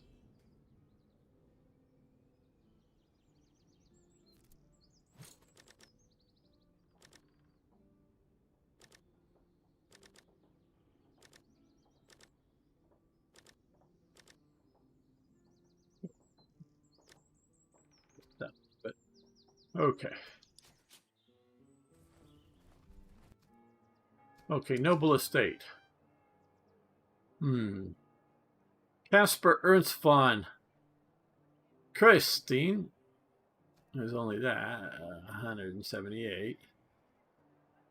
He's loud, elusive, and vigilant.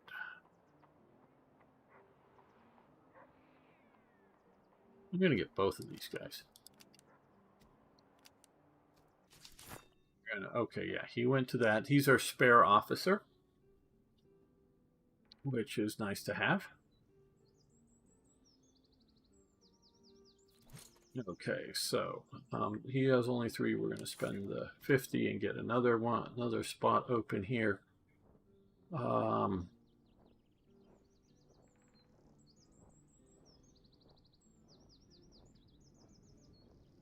Gun prick and whisk. Just so you know what these are, this gun prick, especially hardened tools to clear vent holes and dislodge powder residue, speeds up loading for seasoned hands. Well, don't know how much it really speeds up holding, but I have a set of that whisk and pick. The idea of the pick is to put through the touch hole, or whatever you want to call it, from the pan into the main charge, and make sure that's clear. Once you've shot it a few times, powder residue can build up there. And the whisk is just to brush away excess gunpowder if you have it. It really, nothing more than that. So it's not terribly useful. If anything, I would think it would actually slow stuff up a bit more. Okay, so what we're going to, and I'm looking at greatcoats.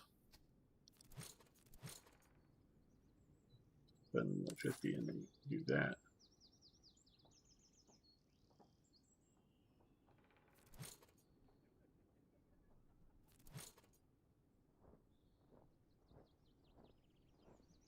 So, We're going to remove their greatcoats. And though they really reduce, or does reduce melee damage, we're going to give them, well, maybe the horses first. Charge speed, move speed. Okay, that looks good.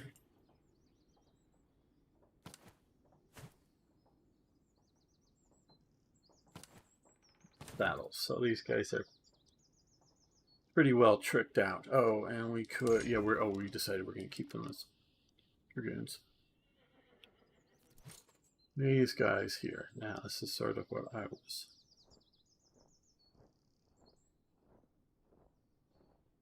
Accuracy and reload speed up, move speed. We're going to give them the great coats.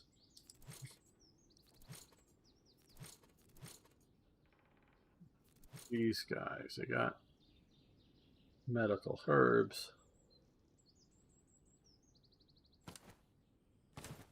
Axes.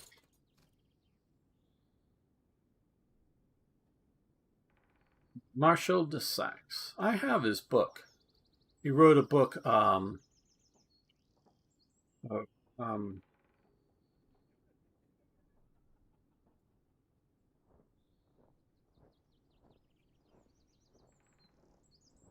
French way of saying the art of war.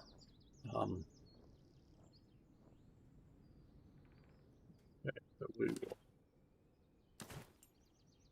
I've read it a long time ago.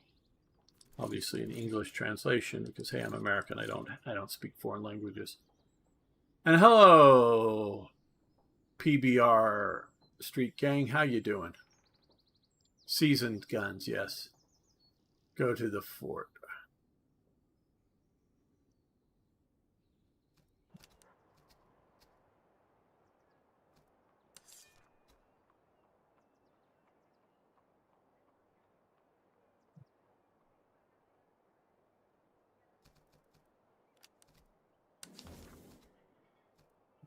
We needed to get the officers.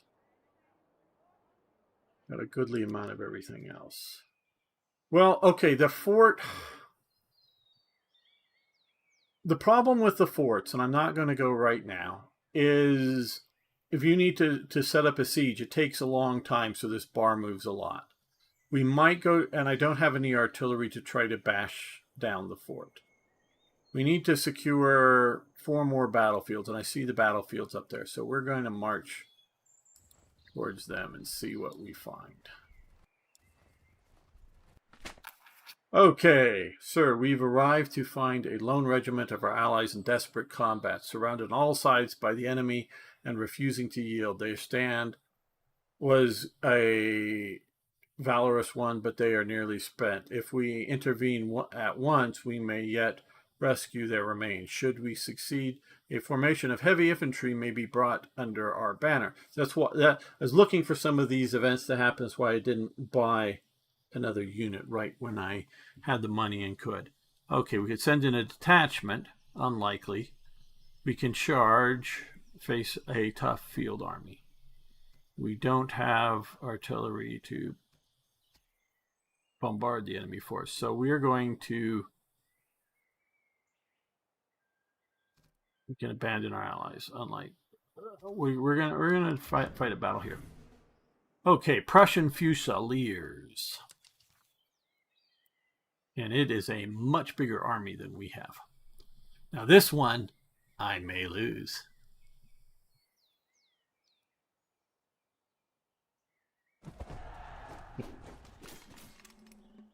Battle. Okay, so we did get them to join us just before the battle starts. And so they have Hungarian recruits, some Austrian artillery, Grenzier provincial cavalry, okay, which I think is sort of Grenziers are like border guards. Chevaliers, which are also horse, and a bunch of fusiliers and recruits and whatnot. Okay. Now, what are we going to do? Am I going to be able to survive this, or do I get defeated here?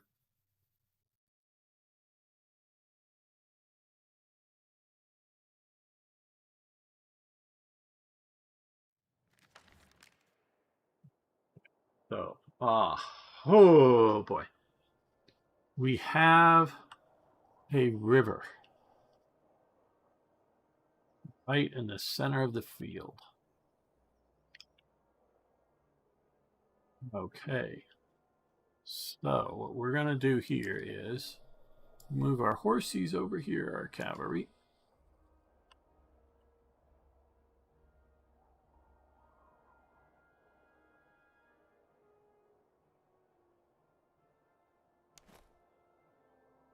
These are on new. These don't have any upgrades. They're off here on the flank. Okay, that's good, actually.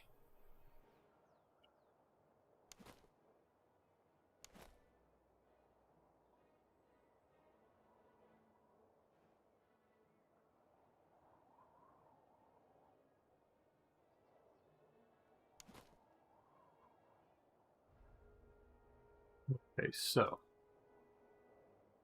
think,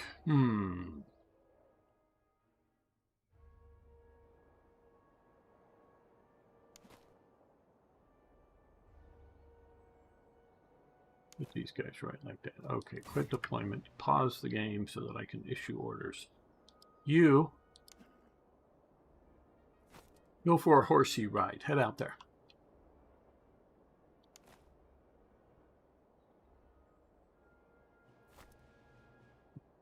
It's a little better. Get behind the river, so if they try to charge me,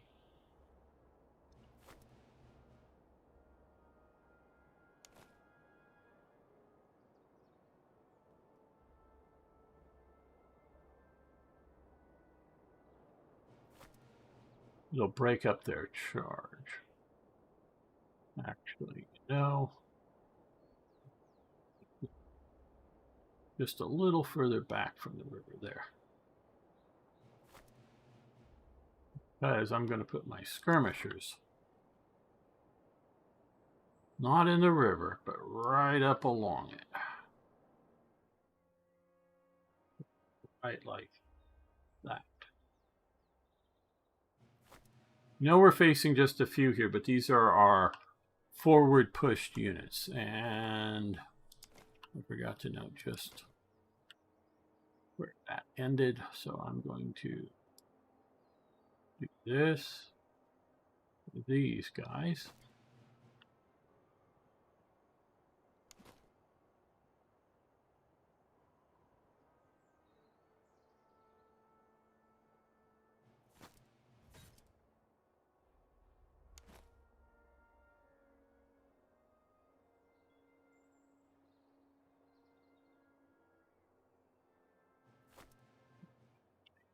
So we're going to be right along that river. See how well this goes.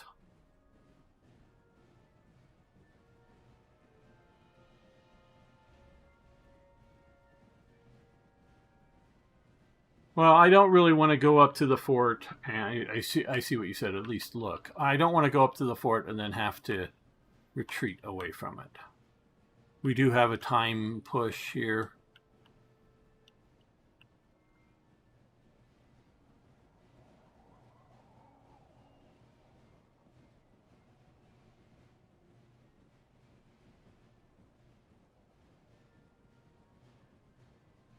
Definitely, and this is the newest version of the game, definitely see these guys moving their artillery a lot more than they used to in the earlier versions. I think I can make it to the river before they do. Definitely, I think I can get up there, hopefully. Regions and flat, it's like painting on. Yes, you can definitely do customizations. I have not done any of that, but I know you can do it. This would not have been a good idea without these guys.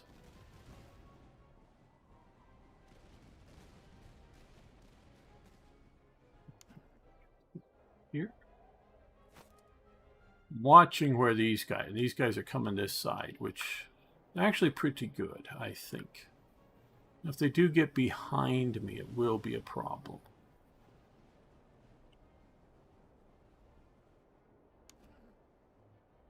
These guys we do not want in combat, but there are lots of things in life we don't want that we may have to deal with. Okay, good. 2-on-1 right there, right now. That is good.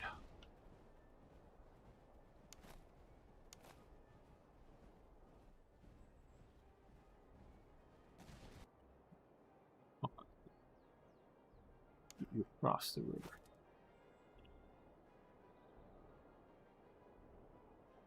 Little worried about all these over here.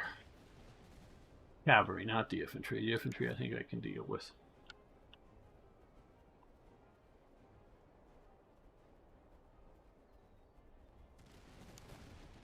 I think.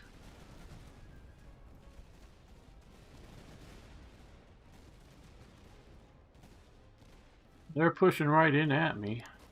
Okay, you, damn.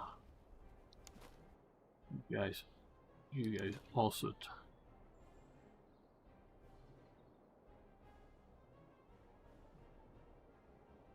Keep adjusting now.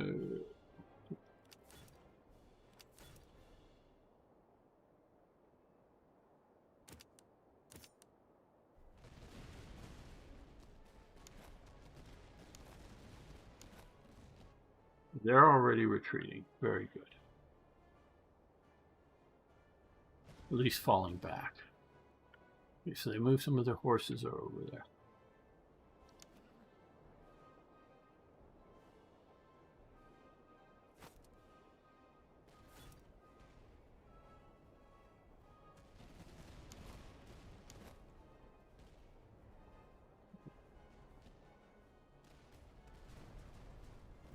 They're counter marching. Good.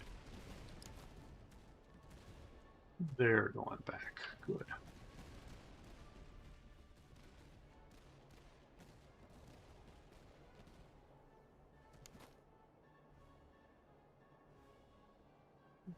Push.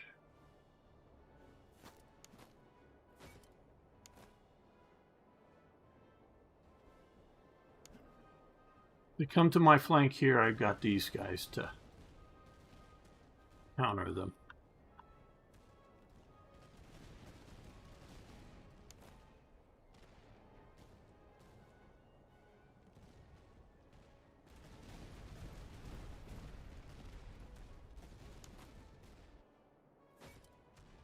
To them.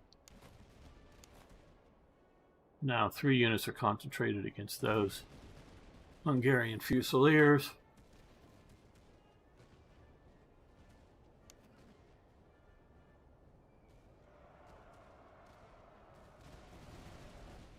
Just both exchange fire and countercharge. Right in that. Hopefully you'll do well. Maybe not. Yes, they're retreating. Okay, so our cavalry outdid theirs.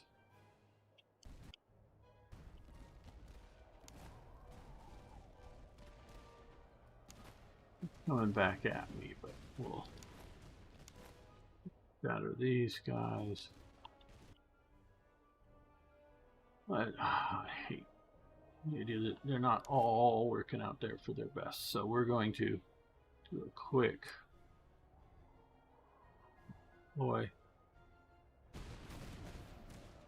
we can, while they're still sort of far off. These guys are counter marching the horses, the horse unit.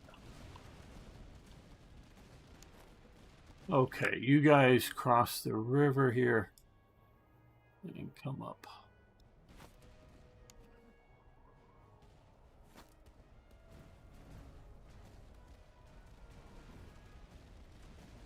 Although I think my pause. Gotta find my horses. Okay.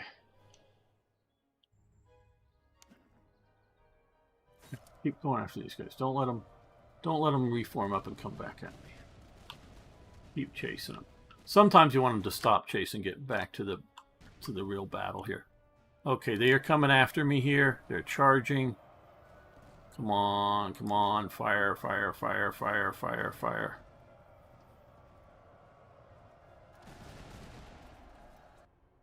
Okay, my skirmishers are not going to do well in that exchange with the horsies.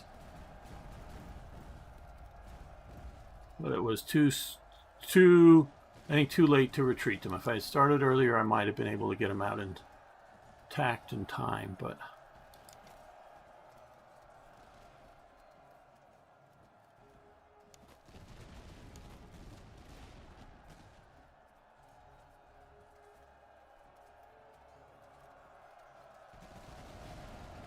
Did we chase them off the map? No, we're still chasing. Good.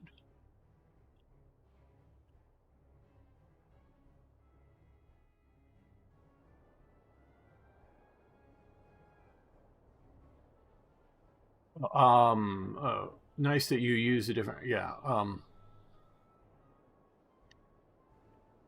Well, yeah, we actually have the wooden stakes out in front here. So, my skirmishers are retreating, which reduces here, but these guys just got shattered. So their whole attack, these guys are retreating, not shattered.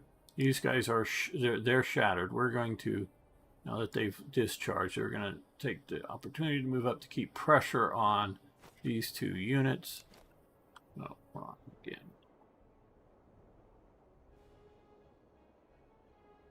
Okay. We've got a 2-on-1 battle here, so I think that's going to do okay.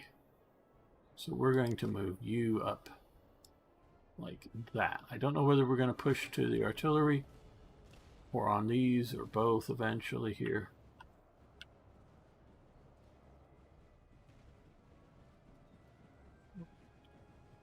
I don't want to totally forget.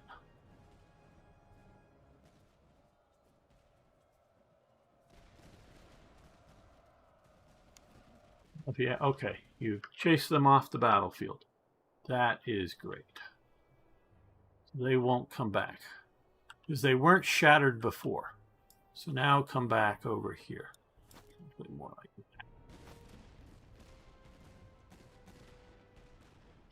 The retreating units can return.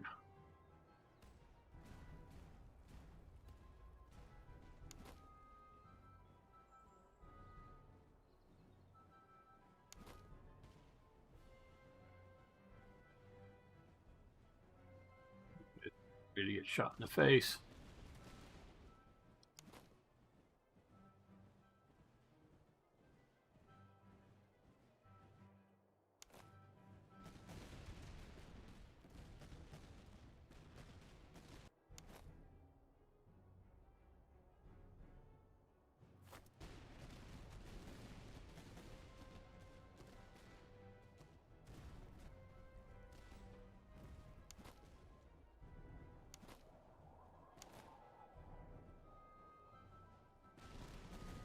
Okay, the artillery just shattered.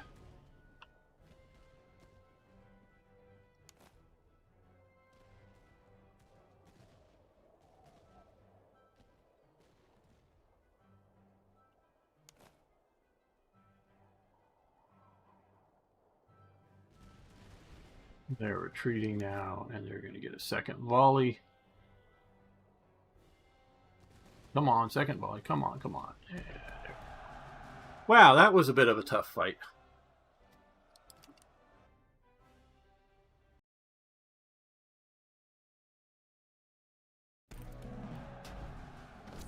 Okay, Morthal. Wow, 457. And a lot of captured stuff, some we can sell. Money. Provisions. We're going to go with provisions this time. Okay. These guys need ammo badly.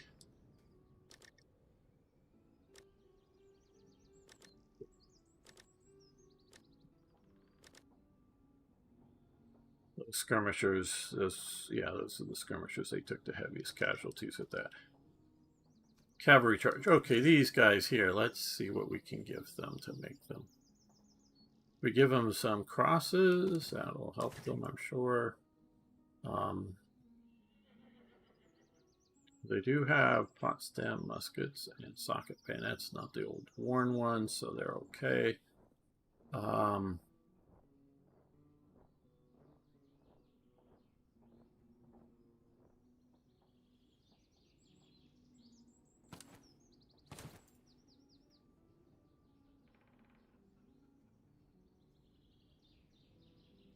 Yeah, all right. Well,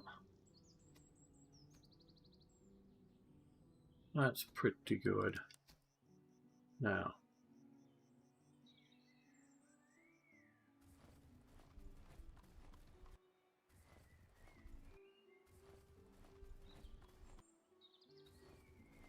see what we find at this battlefield. Okay, Your Grace. Our column has arrived upon the flank of a friendly force who is now prepares to launch its final assault upon an enemy position. They have requested men to aid in their attack. We may furnish them with reservists as we see fit.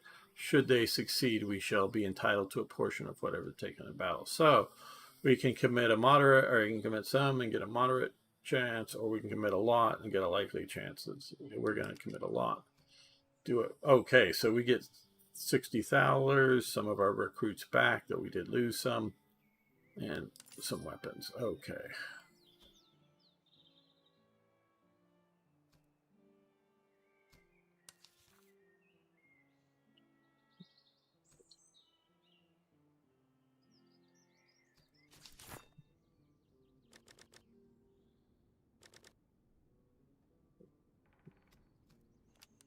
Recruits. That does drained of recruits, so that's not going to be a likely spot for that. Let's head back here.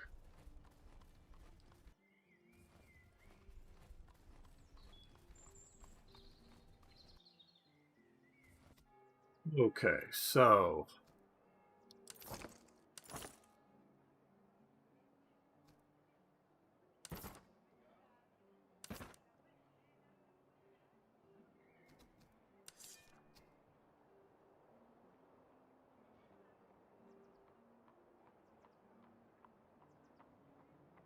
I think we could use another cavalry unit. So let's go with these Prussian Hussars. We could sort of almost afford it. And we can also sell off some of this unwanted, particularly these things we can't equip. That's an easy choice for me to make.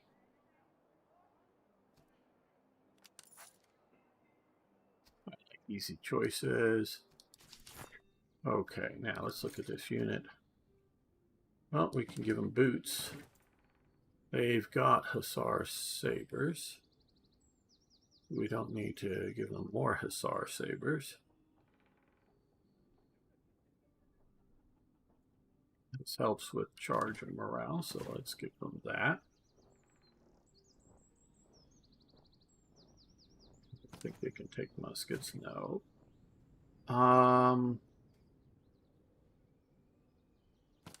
Cheese. We'll give them cheese. Fascinate them with cheese.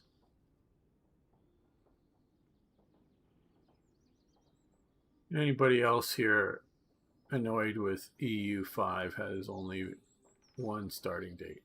I have not even looked at EU5. I played the hell out of EU when it was just EU. Played a bunch of EU2. If I were to get into playing that again, I look at it as a major commitment, and I'm just not sure that I want to do that. And I could say it's something like it's not the money, but it is just, you know, on the sense of just buying it. We go into camp. Make sure that we are ready for battle.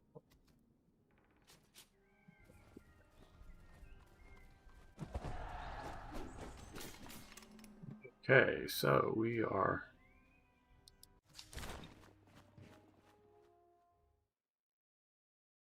multiple Hussars would fancy Vine. Yeah, probably.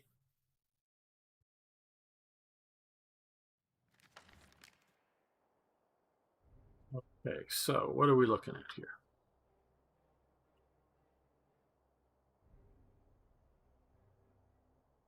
They're Ren's Hussars. So they got 1 unit of Hussars. We double their strength in cavalry.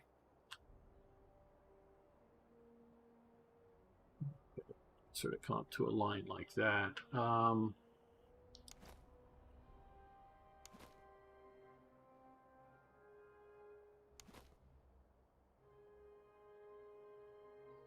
Yeah, I think that's because where the river is, we want to put our cavalry over here on this flank.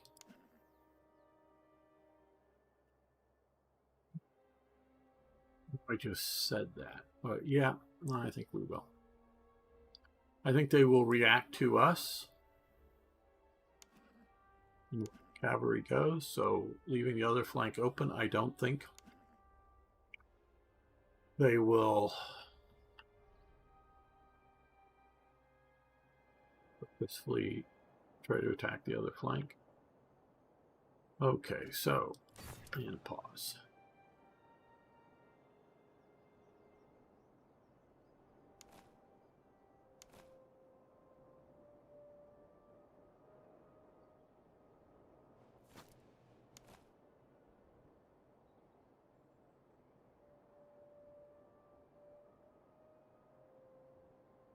See if we can get to the other side of this. Well, it's an estate. I call that an estate, and it's actually a fairly big one. Not huge, but high ground here. Don't know how much high ground helps in the game, but better to have it than not, I guess.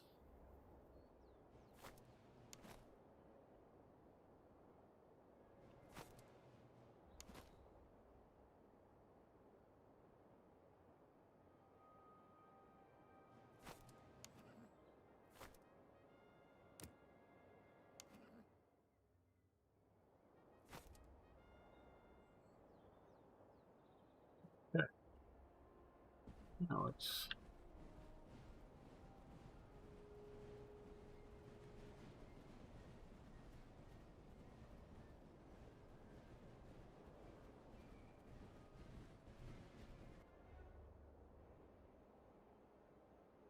why the hell do they have the church way out here?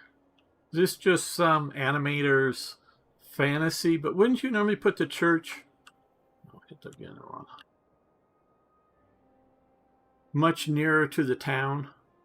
I guess there's a church over there too. Huh. Who goes to which church?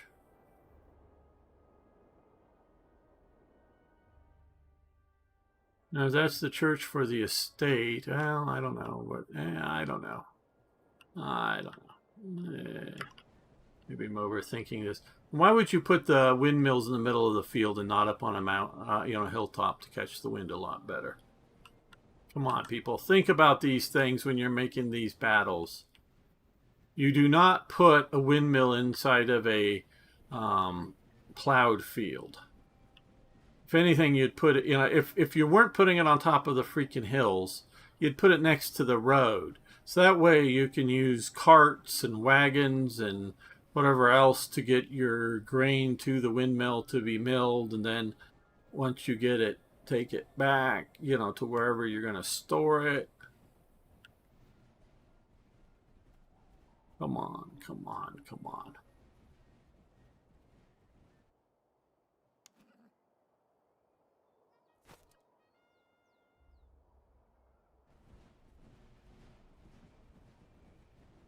Seems like somebody who lives in an urban environment that has barely visited the countryside decided to do something. Now this isn't entirely wrong.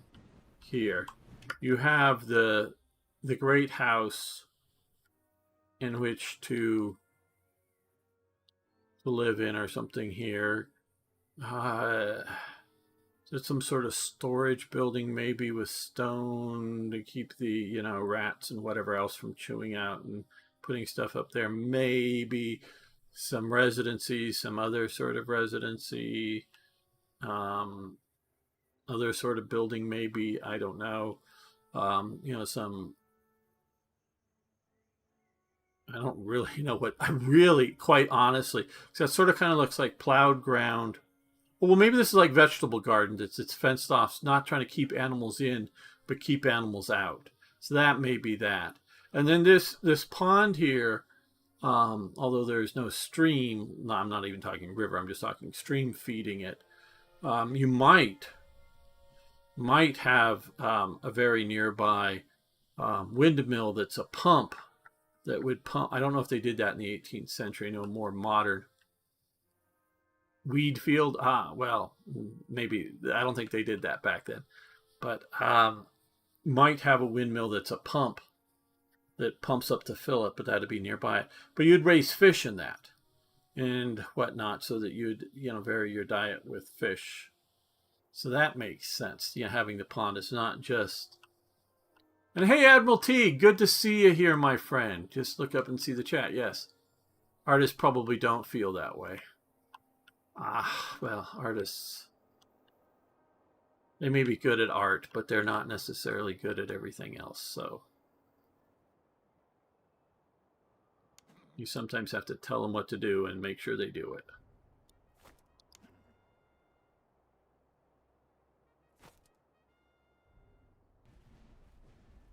Whips may be necessary.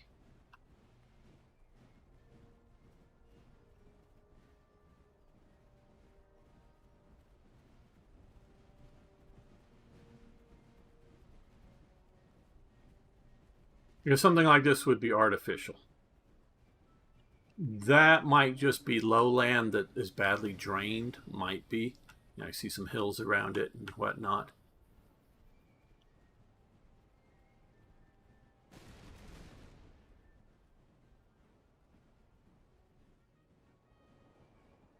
But just near your, you wouldn't build your houses in swampy area.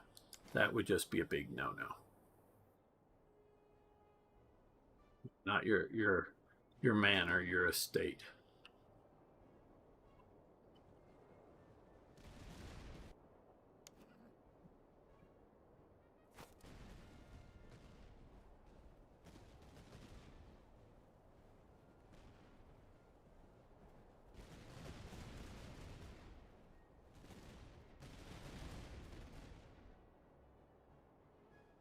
We got 3-on-1 fighting there. We got 1-on-1 there. We've got 2-on-1 there. And you have to understand, with all battles, and we can see this going back to some of Alexander the Great's battles when he's fighting Darius. Yes, I know we have a Darius here. He's facing a much larger enemy that has some very good troops. Not that all of his enemies are very good. And he realizes very much. I think am I thinking of Zugma, or whatever? Boy. And he realizes that both where Darius are some of the best Persian troops, because that's where the king, or whatever you want to call it, of Persia, is going to be with his best troops. And he is the like on a chess game, the king or the queen or whatever, but the king, once you take down the king, all the rest doesn't matter. And same with Alexander. If Alexander falls, you'll have another March of the 10,000 kind of thing. If the army doesn't completely collapse. And I hope you know history well enough to get the March of the 10,000 and know what I'm talking about there. So he shifts and behind his skirmishers shifts some of his army. And so it's not important that their army is smaller or larger than what I have. What is important is at the points of contact, you overwhelm. Because see here, we can hover over these 3 units, and they're all firing at this unit. So that's 3-on-1. 1-on-1 here, so that's if all things being equal, and because these units have different characteristics, they're not. But if all things being equal, they'll just exchange fire. And so that's a stalemate, which is fine for holding your flank down. Here we have a 2-on-1, so yeah, these guys are firing stupidly through trees, but still, and somewhat here too. But so we're doubling the firepower fired against us. So we're doing well there. They got their cavalry, their Grenz Hussars. They're going to probably come up here, and I'm hoping to do a 2-on-1 battle for them, and then swing my cavalry into them and take them out. So it's the point of contact. That's where you have to be winning. That's where, okay, they're already retreating, so their morale is going down. They're also recruits. I think Grenz is something like border guards or something. Yeah.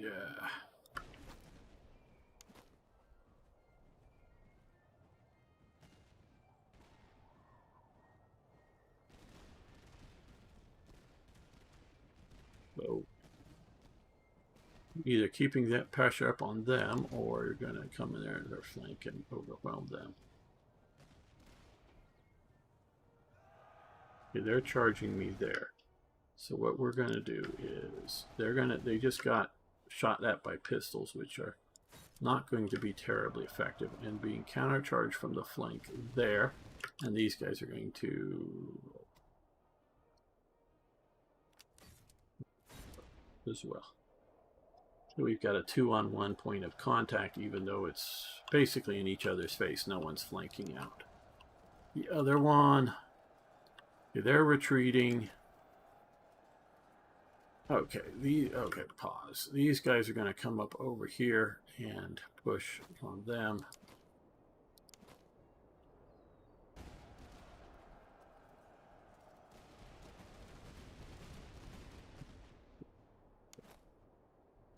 They're going to move up. Pressure, these guys are going to move up onto the hill like that.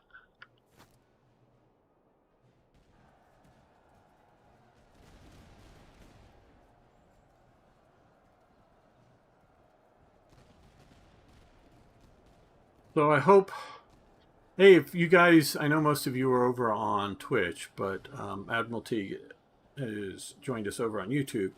Do check out his channel if you're interested, particularly in Star Trek in any way, shape, or form. He really covers a lot of that stuff on his channel, both current as well as older good Star Trek. Really good stuff. So check out his channel.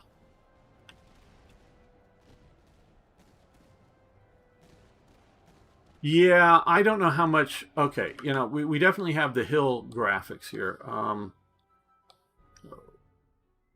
We can see here. Now, when I come down here,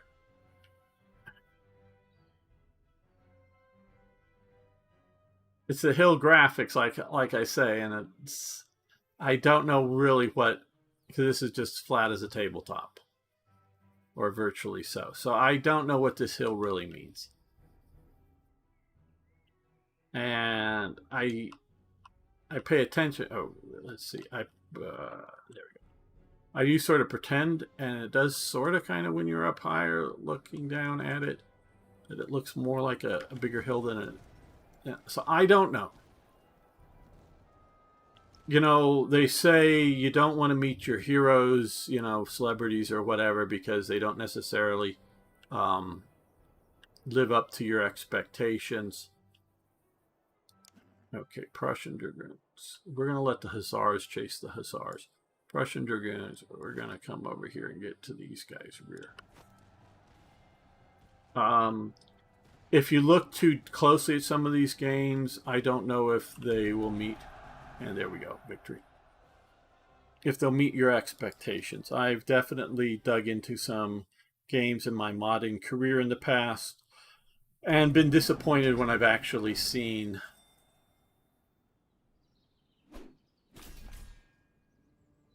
what they're actually like. So, under the hood. And I'm not saying that the mountains don't, or the hills don't have an effect, but they don't. But then it's not shown when you look at it, and I just don't know whether that's just an image situation or whether it's effect on the game. Yeah, we'll go.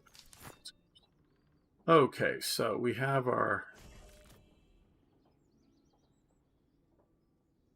units here. We just want to slide that over. Slide these like that, yes. Okay, so we do have a lot of extra junk here.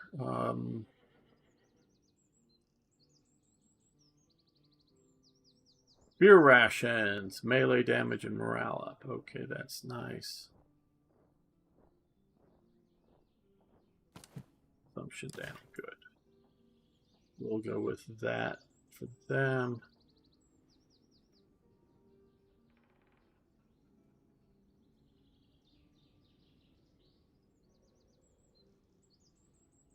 Well, very good.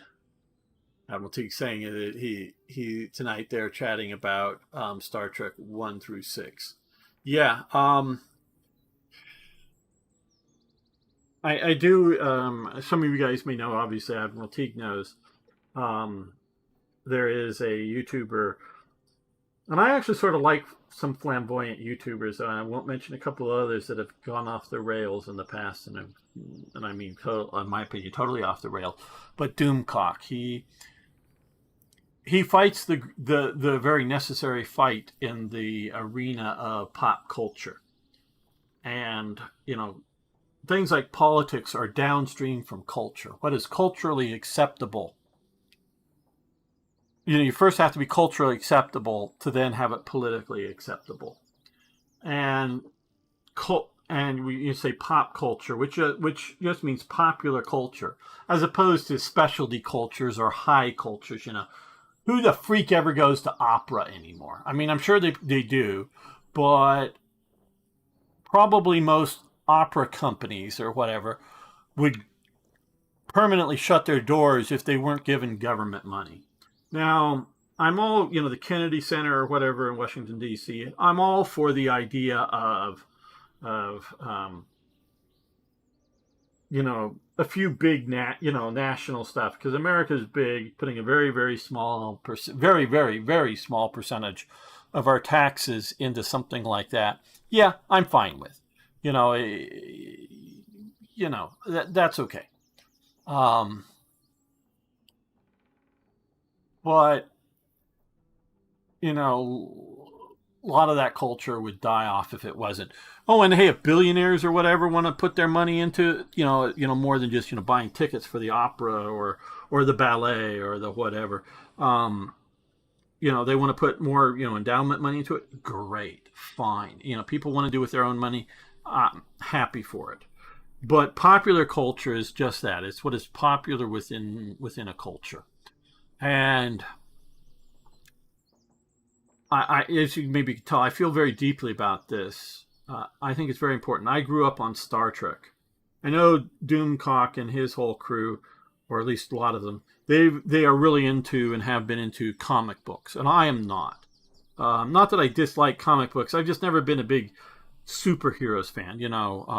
Watch it on TV. Like especially when I was younger. The original Batman series and some of the other comic book hero type stuff on TV, or when they were good, I was seeing some of the the comic book type stuff on the movie screen.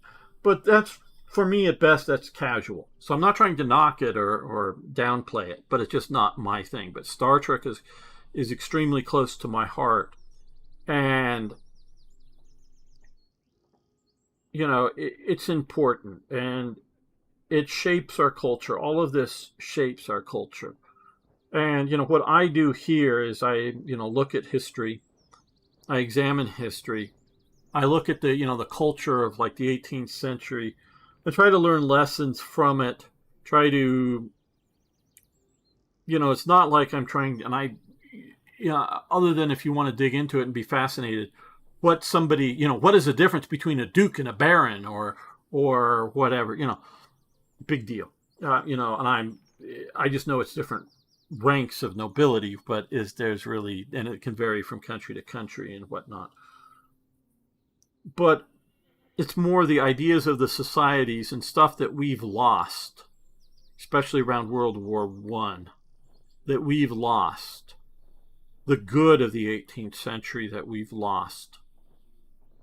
That in our modern, everybody's equal, everybody's the same, there are no differences. And there's sort of this thing from this interview that's going around virally, at least around some right-wing circles, in which some leftist reporter is talking to some, and I don't know, I hadn't seen them before, at least not consciously, some sort of right-wing couple, and the rest of, there's no genetic differences between the races. They're going, yes, there is, but scientifically there isn't. No, scientifically there is. And then she starts referring to just vaguely to some government thing. No, look, genetic differences are like why they have different skin color, why their bodies are shaped differently. Obviously, there's genetic differences. Now, are they meaningful in the greater scope of human endeavor? That's a different question, and I have no ability, and I know obviously, certain National Socialists of Germany's past thought it was extremely important. I don't know if it's just a little important or not hardly important at all. I don't have the, the knowledge base. There's very few people who truly do have the knowledge base to really weigh in on that in a well-informed factor. But I do have a good understanding of cultures, and that is where I really look at things. And I'm not trying to go back to the 18th century where somebody has a title and they are somehow innately better than somebody without a title. I have known aristocrats, and I'm sure some of you, and I'll get to what you are saying here in just a moment, get back to that. But I've known some aristocrats.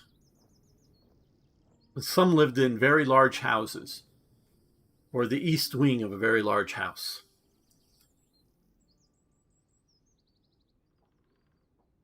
And I've stayed in aristocrats' houses just as a guest. Then not like paying guests, just truly friends and friends of the family and whatnot. And these people have titles, going well back before the 18th century, going back to the Middle Ages. And I don't think they ever thought themselves smarter than me. Now they may, and I know they definitely felt a burden. They felt an obligation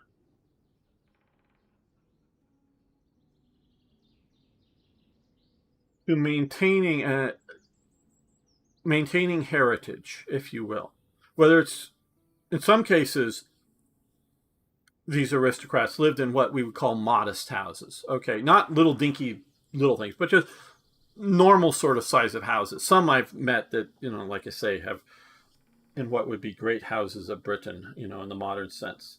And then some of them have gotten divorced and are no longer living there. And some of them, one of them, when I knew him at least, I know he's a bit older now, probably retired, but worked in the city. That would be like saying worked on Wall Street, but the city's in London. So they worked. They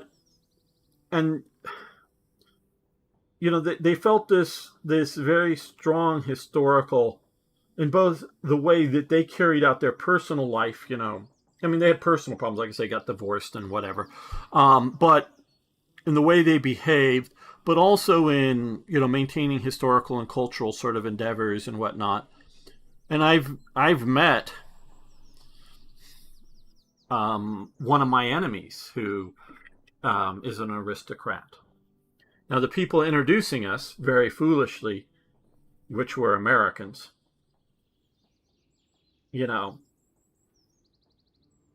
literally it would be like, "Oh, hi, sir.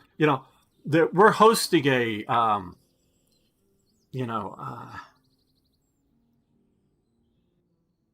let's just I'm gonna post this off so you do this so you understand the sort of nature of this thing. Let's just say, and there was somebody with, "Oh, hey, this is Goering's grandson. He maintains Goering's house, and he has all of Goering's medals, and he promotes all Goering stuff. And well, let's walk over to this German society of German Hebraic preservation. And no, don't you want to meet Goering, you Jews?" Well, that's basically what the stupid Americans did. And I say that stupid Americans did with us, because the equivalency of in the Scottish sense, Goering's great because it happened a long time, great grandson, came to one of the biggest Scottish events and was being toured around and being escorted around by the event organizers. "Oh boy, we've got this." And I'm avoiding saying titles or names or specifics, probably because most of it wouldn't matter to you. But, "Oh, we've got this Duke." Yeah, Duke, peerage, titled, still maintains his ancestral home, etc., etc. You can go visit and pay £10 or whatever to visit it, and whatnot. They brought him over to us, and we were in essence flying flags that say, "We hate this guy," if you know what the flags were. And oh, trust me, the Duke knows exactly what these flags mean. It's no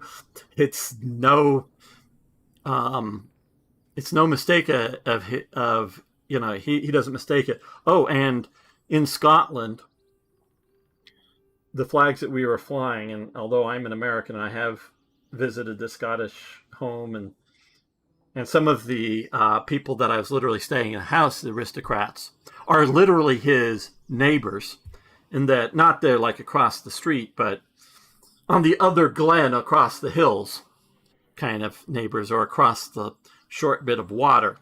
And they've, I don't know, fought each other for, about 300-400 years. And I mean with, viciously fought each other. There were times of somewhat peace in between them. And so, yeah, trust me, this Duke knew exactly what our banners and our other things were in essence saying.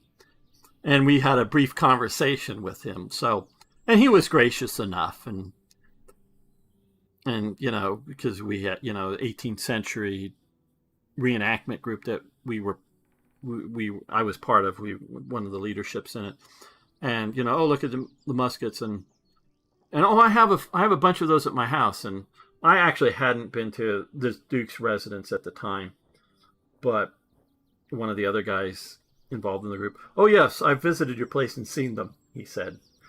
So, and he has literally hundreds of muskets on his walls, literally hundreds of muskets. Now, I think more India pattern, Napoleonic era muskets, but yeah. So yes,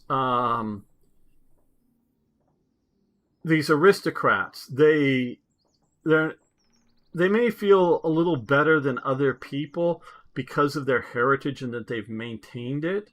But it's not that they feel that they're smarter than somebody without a title or whatever. And again, I've, from ones that, and this gentleman I'm talking about, I have seen him interviewed on television, and he supports what I consider, and most people in modern day would be war crimes. He supports it, of what his ancestors did. He hasn't committed them, but it's not like he went and he was interviewed for something, and it's not like he disavowed the war crimes of his ancestry. So that's why I say it's sort of like, oh yes, no, my great grandfather Goering, he was doing a good job. No, he was. So I mean, this Scottish noble wasn't saying that to our faces, but did say it to a formal TV interview at one point that supported the war crimes of his ancestry. Around about, give or take 50 years or so, maybe a little more than 50 years from this period that we're playing here. So, again, these people, they know. So I'm not saying that we should reestablish rigid aristocracies. But I'm not against the people, especially earned titles. You do something noteworthy. And it's sort of like the idea of, a professor or like a senator. Once a senator leaves the Senate in the United States, he still gets to keep the term senator on his, name and referring to him. He, if somebody wants to stick retired or something to show that he's not in the Senate anymore, fine. But he's still a senator. You've earned that. It's sort of like an ambassador. So, I talk about well-ordered societies and culture and whatnot. And I think it is, hello, Reagan, Rob. It's something that in our, the United States, when it was formed, and the people forming it, there were a few people with titles. I'm forgetting the one Scottish one, but he'd been born and raised in the United States, and he had the title. And there had been though most of them went Tory, there had been a few titles created for the United States. But, a lot of, like the greatest of the period and one of the great American naval heroes, of course, is John Paul Jones, who was Scottish, born and raised in Scotland, was a British merchant sailor and whatnot. So, and basically kills a guy in a fight. I'm not saying like murders him, but kills a guy, and basically instead of staying around, splits for America, basically. I'm simplifying things a bit there. So they didn't want to, and they definitely, Washington accepted the title His Excellency, without, and we, put your honor for judges. And like I use that to illustrate, when you call a judge your honor, yeah, you're sort of saying, you're giving him, it's not like a title like Duke or Baron, obviously, but it could be Judge. But he is titled Judge Smith or Judge Jones, and he can, even after retired, maintain that Judge something in his, for his name. And now that's earned, often just elected or appointed, and generally, if it's appointed, it's often and different states run things differently. And I don't know in all the states, but some states the governor can appoint certain judges. And they might have to be confirmed by their, their state senate or something and whatever. But yeah, you get the point. But when you're calling a judge your honor, you're giving him a respectful title. But you're also, in that very same word, you're reminding the judge that he is on his honor to do his duty properly in judging the case. So every time you call a judge your honor, in a formal setting in a court, you're reminding him that he should, respect that and on his honor to fairly apply the law. So even if he thinks, one of the sides, like in a civil case or something, criminal is criminal, but like in a civil case, one of the sides may be scum and he thinks of them as scum. But in that case, in the case before him at this point, he may have to side with, with the scum, because as points of law, and that's how we deal with things, through law, the scummy guy or corporation or whatever, you know, is right. And you have to, and he may know enough about the guy. And, I'm not saying a crook, somebody who's breaking the laws, but, but somebody, contractual disagreements or two neighbors fighting things out. And he may hear the stuff and go, yeah, this one guy, he's a jerk. He's an ass. He's whatever. But he's obeyed the law and he's right via the law. It's the other guy who may be noble and whatever, but has done things outside the law, or just the law doesn't favor his version of the case. And so you're reminding the judge, your honor. So when they talk about like your grace, and they're jumping around titles here, and I don't different country, even in Western and Central Europe, using the same titles or slightly different verse, the title, but based on the local language, and their honorifics like your grace and sir and all that. I don't keep straight, but you're sort of reminding that person that they have certain responsibilities and duties as well, not just privileges. So I am not against, as you can tell, the idea of a society with things like titles.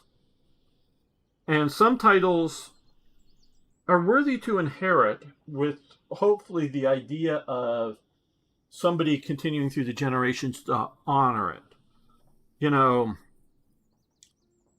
You get somebody who saves your country. We can look at somebody like Winston Churchill, who saves Britain. And he could have, he declined, did not want it. But he could have gotten a title that, they've gotten rid of the House of Lords from the idea of historical lords properly, at least, sitting in, so they no longer have the political power that they once did. But he could have gotten a title, because not all titles in Britain, and I know the system best in Britain, you can get a title like General Montgomery, who I believe, who's Montgomery of Alamein is his title. I don't know if it's like a baronetcy or whatever, but as far as I know, it's not inherited, meaning any children or whatever do not get don't get to maintain that. It's a single generation is the person who does that. So Montgomery, General Bernard Law Montgomery is Montgomery of Alamein. I've read his book on military history. Excellent book. Recommended if you want to read a big, thick book on military history going way, way back up until what he could talk about, because he doesn't mention the ultra codes in his book, because he wrote it before that was declassified and he knew about it, up into World War II. So, but Churchill could have gotten a title. Now, realize Churchill grew up in Blenheim Palace, which is one of the greatest palaces in Britain, and arguably one of the greatest palaces in the world. And that Blenheim Palace belongs to the Duke of Marlborough, which the Duke of Marlborough was Churchill's elder brother. So, and John Churchill, the first Duke of Marlborough, I think, wins the Battle of Blenheim. I think it's in 1704. One of the dates I think I remember. Oh, excuse me, I need to take a drink.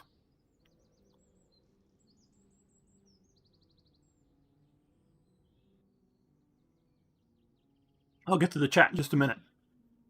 So, yeah, some titles, and we'll see, you can watch the generations on, are worthy to be generational. Now, that doesn't mean that I'm advocating for a pure generational House of Lords. I mean, it's fine for Britain if they want to go back to it. But, like for America, I'm not advocating for, somebody who, General Grant or somebody's, children and going on down get to sit into some generational Senate in the USA just because their ancestor did something really great. But I'm not against the idea of titles, because society should be well ordered. It should not be chaotic. That doesn't mean there won't be changes. Now, I do know that we are going through I mean, the 20th century has been a chaotic century. And it's not just World War I and World War II. If you were just thinking that, you're entirely mistaken. It's the spreading of the industrial age, moving into the, automated age, moving into the information age, moving now, which is the 21st century, moving into the AI age. And society's going to change, and it's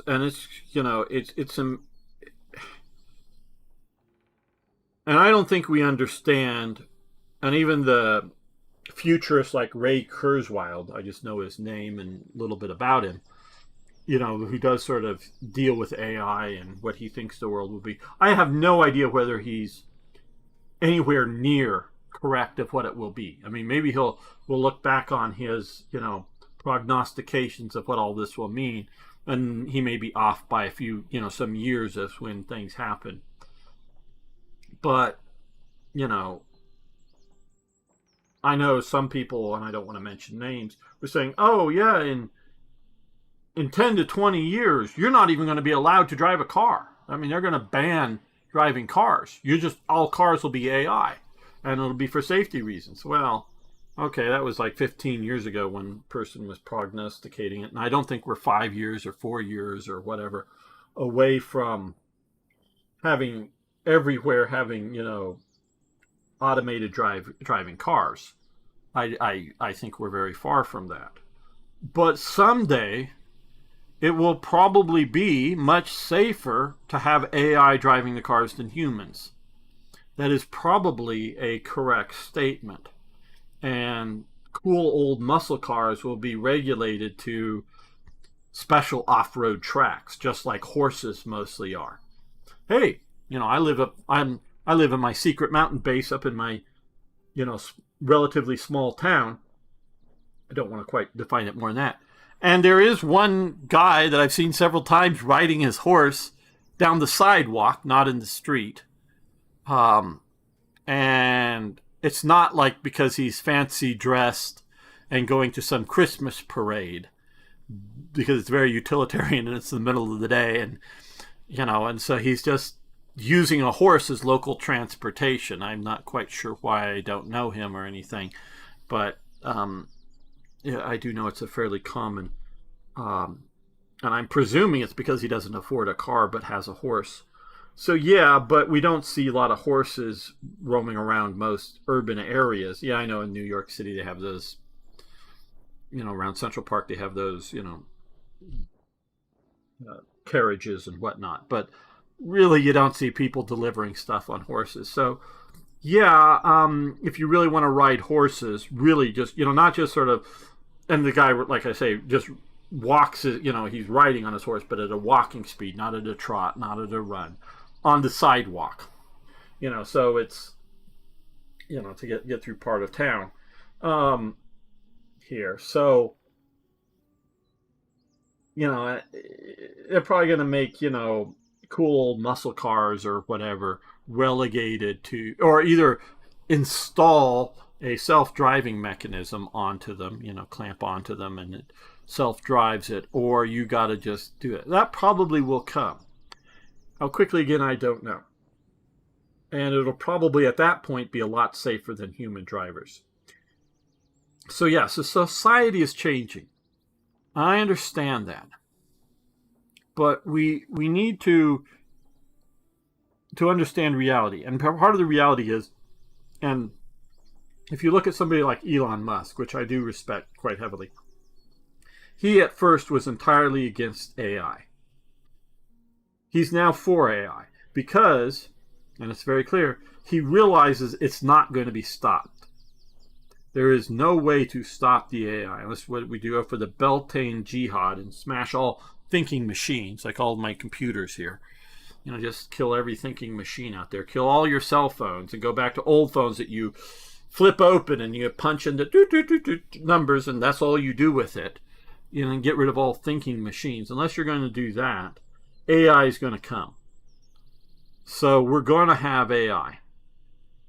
We can try to regulate it to some degree, what it gets to control. You may have to like approve a driving AI, have the government or whatever give it driving tests, and then it gets approved, and then it gets installed in cars. So it's going to come. That's reality. But it's also reality that we're humans. And we need to not live in this fantasy that there's no genetic differences between men and women or anything like that. And this is why I look back fondly on the 18th century as a well-ordered society. Yeah, we can't and we shouldn't even try. I mean, if you want to do living history and set up a living history village or town or whatever that people come to visit, great and fine, and a very good way for people to learn about it. But we're not going to go back to the 18th century or any other time period. But we can go and look at lessons, things that we've lost from the past. And you don't necessarily bring it exactly the way it was to the way it is today, but you modify it for fitting the realities of the time. And it's not like reimagined, it's just fitting the realities of the time. And, in dealing with humans and the interactions and, realities of the time, which I'm including things like modern digital communications, like AI, like industrialization. And so the nature of society is going to be changed, but we need to get rid of these leftist fantasies. And I'm talking even about the general sort of liberalism that American Republicans have, and sort of the libertarian. I like liberty. I want liberty. But libertarians that think that, oh, well, hey, we just, go back to the minimum amount of rules and everybody will just sort of do what's right and good. And no. You need an ordered society. It needs a certain amount of stability. That doesn't mean that you need to get rid of freedom or crush freedom either. So like I say, I like liberty. I want to have a society with a lot of liberty. But that doesn't, it's based on that. And I don't have all the answers and far from it. And I don't claim to be just, I have the plan or I have the thing. No. But I'm looking at the problem, humanity, and I have elements of the solution. And it's going to take more than just me. Now let's go back and see all the good things we've been saying in chat, how brilliant I am. Sometimes mods do heavy lifting. Perfect example is Total War series. Oh yeah, they made some good mods for Total War. Definitely. Okay, and Admiral Teague says, I think I'm 50 months of being paid. Domecock supporters. He is far more focused on Disney than Star Wars these days, though, and quality YouTuber, but not a lot of these days. Yes, there's not a lot of them these days. And I think to a point, you could say, more on, focused on Disney and Disney Star Wars than, say, on Star Trek. Well, right now, Star Trek, in my opinion, and I know Admiral T, it isn't worth watching. And I understand why you examine it, and it's good that somebody does examine the modern Star Trek. But it's just, fatigue over these things, and there's no winning the battle with, the quote-unquote Kurtzman Trek that's being put out there. Now, what's going to happen in the future? Is it going to be something worth, commenting and pushing for? Maybe. Of course, I would hire him and you and a few other people out as consultants for any future Star Trek projects or Star Wars or whatever projects. Maybe, I don't know how good you guys would be at actually writing, movies and episodic TVs. But I would definitely, if I was, Paramount or whoever ends up owning these, or Disney or whoever, Lucasfilm or whoever owns these properties, I would be hiring as consultants some of, you guys, and running everything, casting choices past you guys, stories and all that stuff, running it past to see if it, you know, if people, oh, well, Star Trek, no, it's not. Star Trek was what Roddenberry created. I don't agree with Roddenberry on everything. I think he was a little too idealistic in some stuff. But there's certain fundamental elements that start to weaken with DS9. But DS9 has a lot of great story arcs and other good stuff.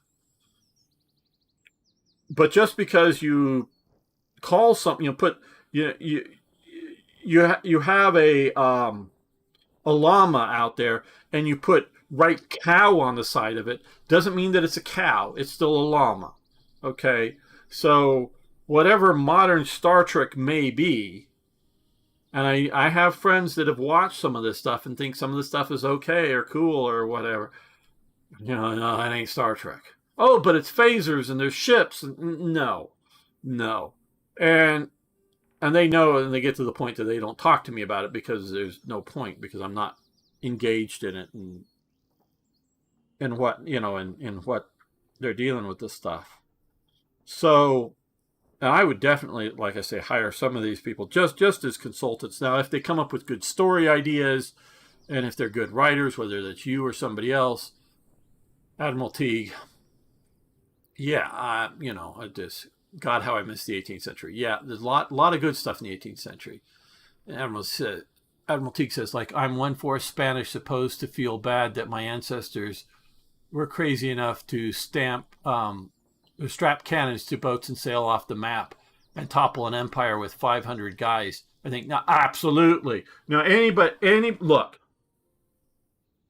just about every single complaint the left has about imperialism, colonialism, modern day society, I've come up with a term. My term is pre-Columbian Americans, because I am a Native American people.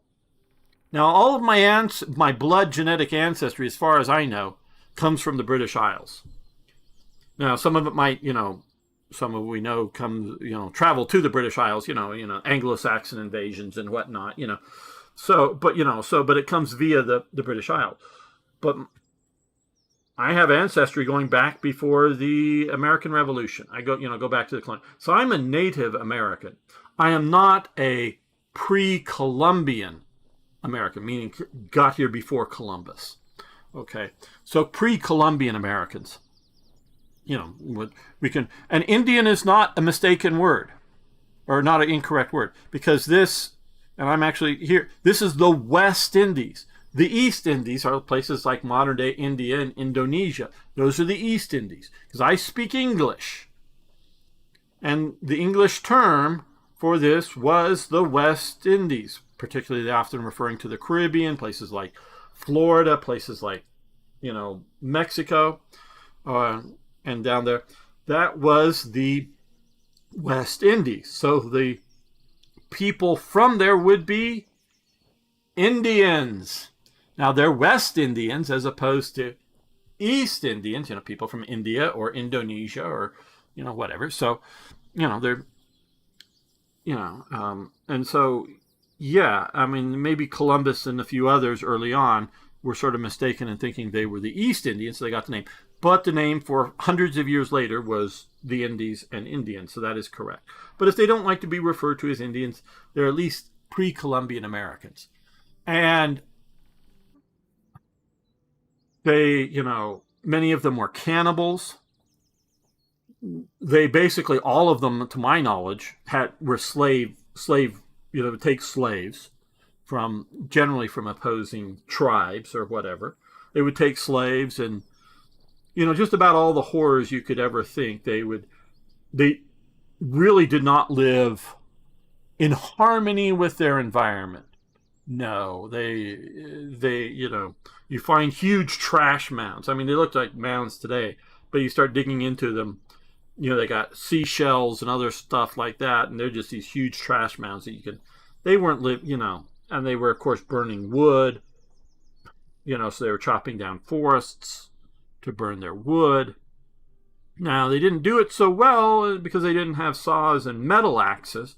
So, they were using stone axes, so they weren't maybe as successful at chopping down huge amounts of the forest as the Europeans showing up. But yeah, I have no shame or regret or bad feelings that my ancestors conquered this continent. I do not feel bad about it in one little tiny bit. And although unlike Admiral Teague, I am not in any part, to my knowledge at least, not that it's good or bad, Spanish, but my, Anglo-Celtic ancestors from Britain, Scotland, and Ireland, and places like that, came over in the colonial period and after, conquering whatever America, carving it out of the wilderness. I have no shame or regret or anything like that at all. So yes, I am not. JPJ, one of the Americans to lead the invasion of the UK, oh yeah, John Paul Jones, attacked his own hometown and destroyed records of his crime. Yeah, oh yes, great bass player. I didn't know he played that, but John Paul Jones definitely during the American Revolutionary War raided the English coastal side a bit. Yes, he very much. I have a book. It's historical fiction, but it's good historical fiction in that it reads like a fiction book, but all the events are historically based. So the author is putting personalities based on whatever descriptions he was able to find of historical figures, and so he's telling the story in a novel format, but of true events. So yes, His Grace the Lord Field Marshal Bernard Montgomery Law. Yes, God, how I hate the 20th century. Yeah, there's a lot to not like about the 20th century. I mean, really, quite honestly, the only thing good about the 20th century, and I'll say this almost categorically, and I'm talking all of the 20th century. And for people, again, for me, the 20th century starts in 1914. It's not just a pure date on a calendar. It's various world events. And yeah, World War I starts the 20th century. There is nothing good about the 20th century except technological developments. So modern medicine, electricity, they had electricity before the 20th century, I know, but electric lighting in houses and computers and air conditioning and all the stuff that follows with electricity, outside of technical advances, the automobile, the airplane, all of that, outside of technical advances, I hate the 20th century. I will defy you that, I'm not saying there weren't good events, and I'm not saying, oh, yay, well, okay, maybe one thing. I'll give you one non-technological thing. Music. Okay? Music. Because TV motion pictures, whether it's in the theater or on television or now on YouTube, in a way that all existed before. Sure, meaning plays. Now, the technology wasn't there to make it very realistic, obviously, but when we were talking about whether it's Star Trek, because you go back to some of the ancient Greek and Roman plays with Aristophanes, and he has Socrates up in the clouds and whatever, and them dealing with all of their gods. I would say the way they do that, I would give that equivalent to science fiction, if you will, and some of that stuff. So yeah, they ancient Greece and Rome had a version type thing of science fiction. I would go. So it's just the technological abilities to make film and then later television and make realistic dramas and whatnot that they had before. So it's only really technical. But music is the one cultural thing I will grant you that is an actual improvement over what they had before in the 20th century. I can't think of a single thing. And I'd love for you to point out, and maybe I'll agree with you, other things that are good about the 20th century that are not something fundamentally based in the idea of a technological development that wasn't just there without the technology. Okay, let's see what Beam Slam. As a kingdom, we do have titles here, but they come with responsibilities outside of ceremonial functions. There are some lords with estates, but few. They don't enjoy much privileges except perhaps visit the royal court at special events. Yeah, and so you can have, and whether America should ever develop it or not, that's another question. Inherited titles. Like I say, we have titles in America. Once a person is elected president, because we still refer to Joe Biden as President Biden. We still refer to George Bush as President Bush. We still refer to Obama as President Obama, even if you don't like him. But, so he retains the title for the rest of his life. Representative, that's basically, I think, goes when you leave the thing. You can say former representative, but because your representative is not quite like being a senator. Senator is a lifetime title. Ambassador is a lifetime title. Judge is basically a lifetime title unless you, like the one woman who's been convicted of a felony. And then she's going to appeal it, I'm sure, but probably it'll stick. She may lose that title, but generally you would maintain the title of judge even though you're retired, and which could be in some jurisdictions and for a lot of state ones or whatever. They're locally elected, so if they lose an election, they may no longer be sitting as a judge, but you'd still give them the honorific as judge. And those are titles that are earned for one's lifetime. It doesn't pass on to one's children. So, yeah, and if we did a few more formal titles, I would not be against it. But it doesn't necessarily mean that you get special privileges. Meaning, if you're a senator, you sort of like a senator, you get to go, and you lose election. You can still, and that's what some of them become, lobbyists that lobby the Senate, because they still maintain access to Senate facilities, even though they no longer vote. So, just because you grant some titles, like I say, senator, but if you're no longer elected, you no longer have that, voting privilege. So, yeah, it's not the titles, America is different than Europe, but that doesn't mean we can't learn lessons. So I am very leery about, in America, introducing generational inherited titles. And if we do have those ever officially, they got to be for something. You got to really do something super important. And then it's your family's obligation to maintain and that legacy of that good, important thing for the generations to come. But that doesn't necessarily mean that, oh, hey, yeah, create some title, George Washington, who does not have children. And he does not have children. Well,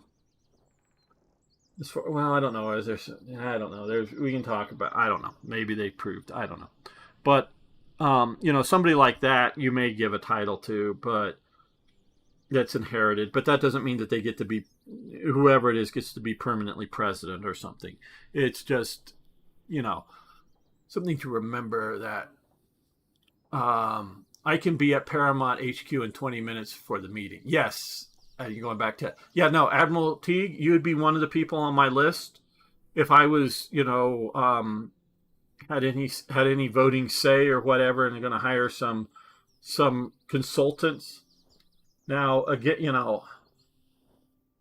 I can come up with story ideas for something like Star Wars or Star Trek. Whether they would be good or not, I don't know. Obviously, I would think they would be good. But that doesn't mean I can write an episode of television or, a movie. That takes a bit more of a talent, to actually write that. It's one thing to come up, oh, hey, you go to a planet, you encounter, and then you have an idea for encountering a kind of a thing. One of the ones I do like is when the Thosians or whatever, the piece of the action is the name of the episode, in which before the Prime Directive is set up, that Starfleet or whatever is handing out information to lesser developed um, societies, and they hand out the information. Oh, hey, yeah, here's some technical information, get you up to the sort of the 20th century. And oh, hey, they leave behind a book on gangsters. So the society sort of sets up a gangster-run government, gangster-run society kind of thing in mimicking of that. Yeah, and something like that is, what if, you have certain cultural contaminants that are skewed off in a way that you don't have the full picture, and you come up with an interesting episode like a piece of the action. See, I know some of the episode names, don't know them all, don't even know most of them, but I know a few of the ones from Star Trek.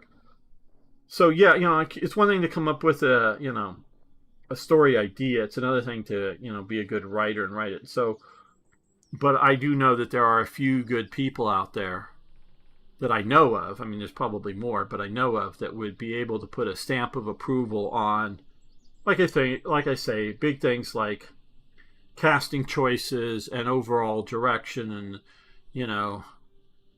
do we have the people from Starfleet torturing other people? No, that should never be, even if it's some secret organization, there should never, because that doesn't match Roddenberry's ideal of what he was promoting for his future world. Now you have the bad guys, the Klingons or some new group of people out there, if they want to be torturers, or even maybe people in the mirror universe of Mirror and whatnot that have gone on, and and sort of the evil version of Starfleet. Oh yeah, if they want to be shown as doing that, that'd be fine. But it's you got to do that kind of stuff.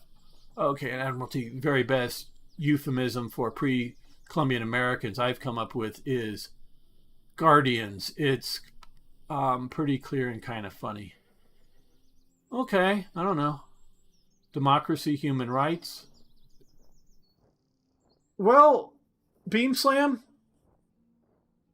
I think, now check me if I'm wrong, Beam Slam, I think that there were some Greeks who came up with the idea of democracy. Now, I could be wrong. So, democracy in the 20th century is nothing new. If the Greeks came up with democracy and they had democracy. If they did. And if anybody else had democracy prior to that. Oh, I don't know, like Switzerland. I think Switzerland had democracy before the 20th century, but maybe I'm wrong there. Yeah, so that's a pre-20th century thing. Human rights.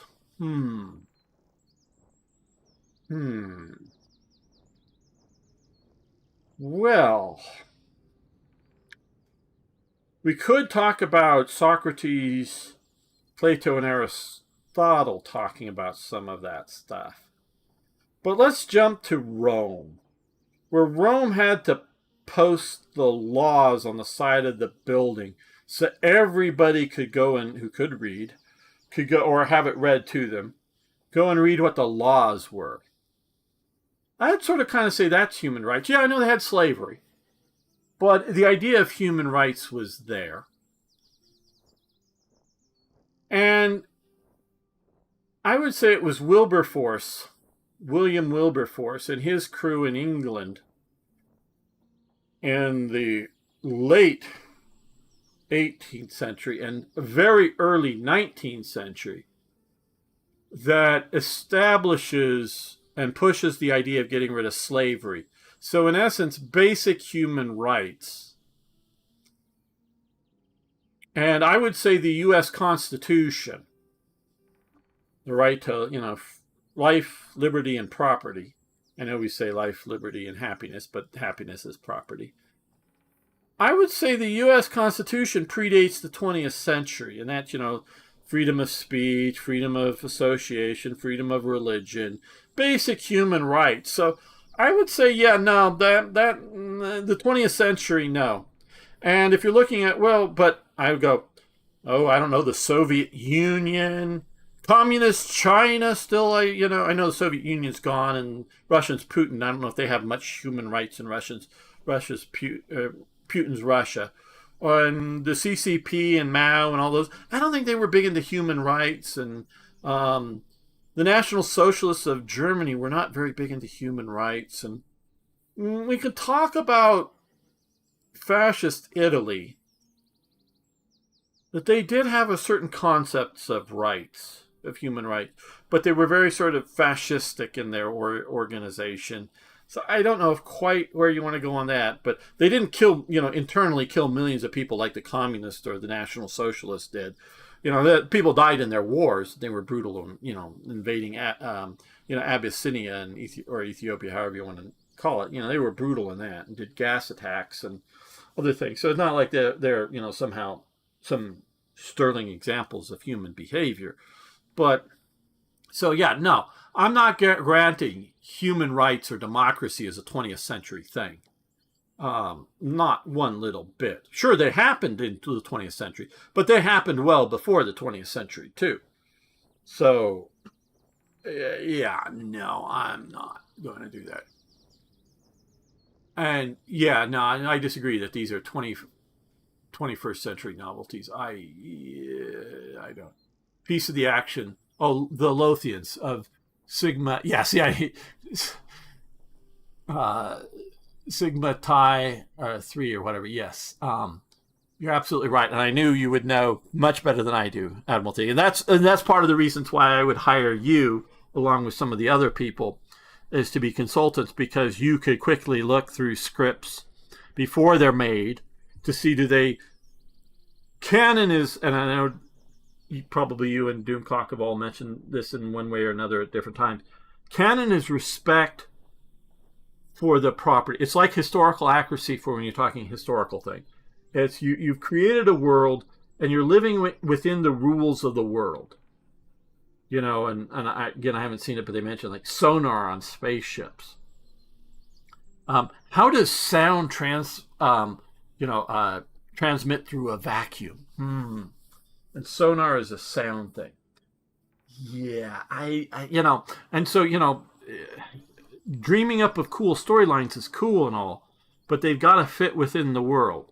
So you definitely, with your knowledge of the details of Star Trek, would be one of the people to make sure that, like I was talking earlier about artists, to make sure that the writers are not going off the deep end somewhere or contradicting themselves, whether it was from 3 shows before or from 30 years ago, to all make it fit and write within the framework. They want to write some, if whether it's the writers or whether it's the producers or whether it's the, the owners of the product, whether it's the network or the, Paramount or whoever it is, if they want to do something radically different, just do something radically different. Create a new science fiction world. They're easy to create. Now, they may not be overly good or interesting, meaning I can create and I create a science fiction world. Now, maybe people would hear about it and go, that sucks. But you can create them. So if you want to do things radically different, just do things radically different and do a new science fiction thing. Don't destroy what is already good. Okay, but true, but it was not implemented widely before the 21st century. Well, I would say again,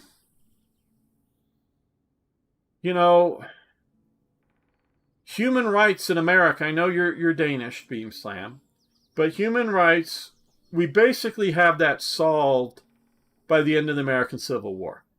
You can talk about segregation, yeah, but they still had rights, okay? And black people had rights. And it was called separate but equal. And that went up to the Supreme Court. Now it's been overturned.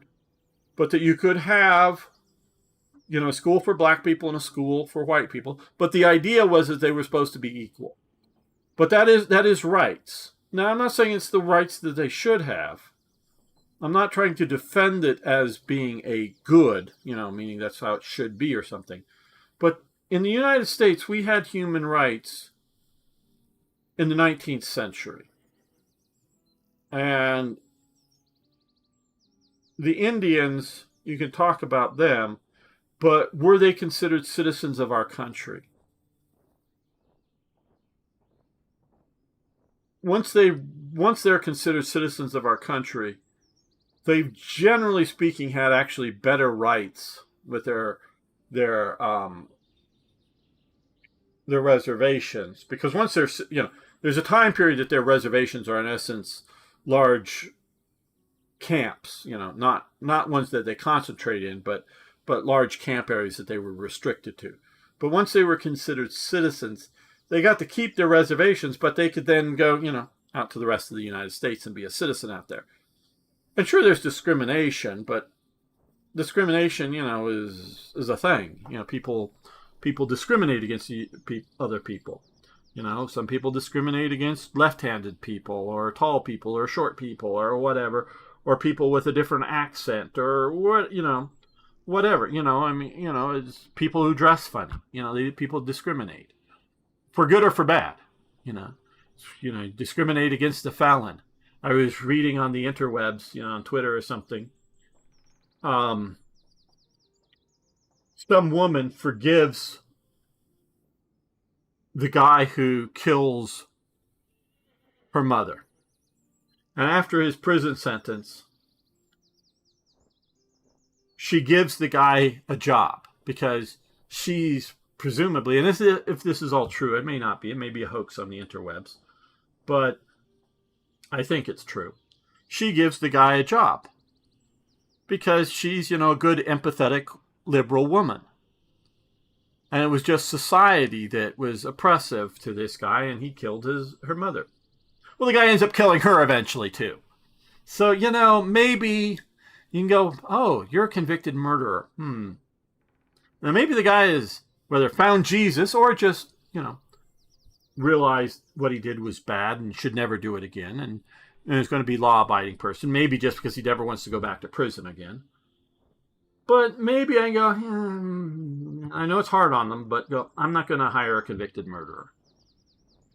So you're discriminating against, that's not taking an individual as an individual. That's going like a group of people, convicted murderers. And going, yeah, I'm not hiring them. I'm not allowing them into my house if I know it. When you hire a contractor, who knows what they're hiring, but you could specify. No one with a felony comes into my house, kind of thing like that, or something like that. Now, yeah, you can discriminate, and whether it's, like I say, for good or for bad, you can discriminate. It's always going to happen. So I'm disagreeing with you, and we can still be friends and disagree, Beam Slam. That's fine. Okay, the Netherlands elected their leader despite calling them prince from like the 16th century and on. Well, the House of Orange. I'm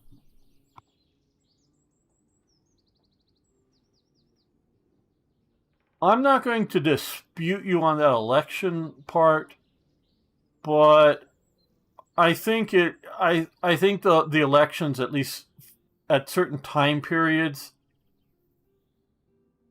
are fixed or rigged or whatever. I don't think so. And if you really know, you know, but I don't think so. So yeah, I know you're talking about the House of Orange.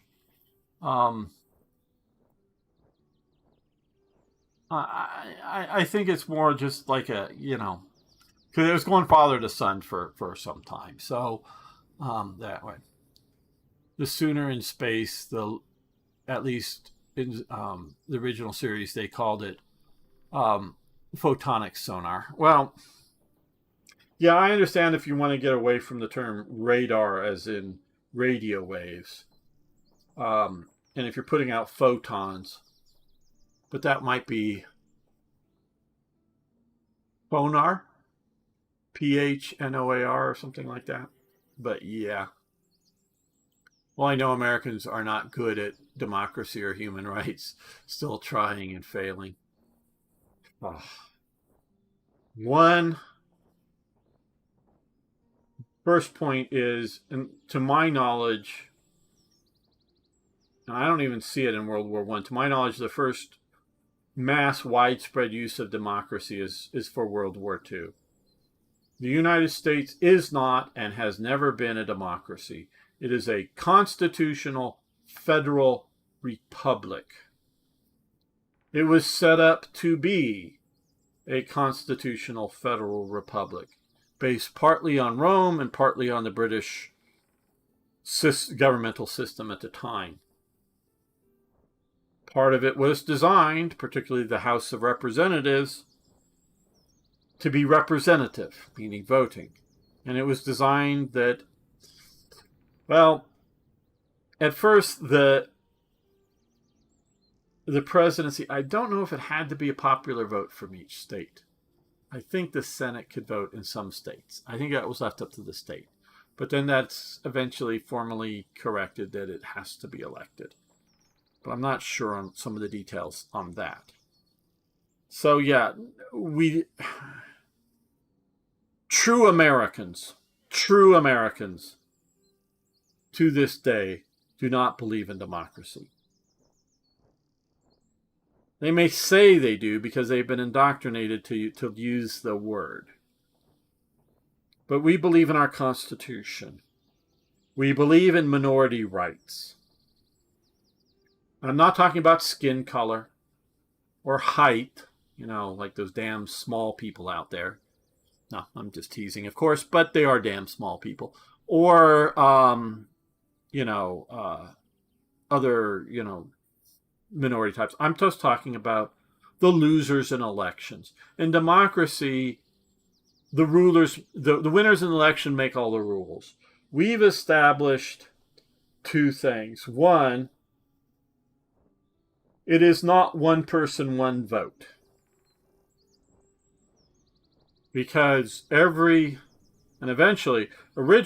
each state I know could decide how it elected its senators. Some states, like California, it used to be the state Senate would elect the senators. I forget what amendment to the Constitution that said that if you vote for the president, those who vote for the president vote for the senators, or something like that. So that made the senators popularly elected within the state. But all the Californians together get to elect 2 senators.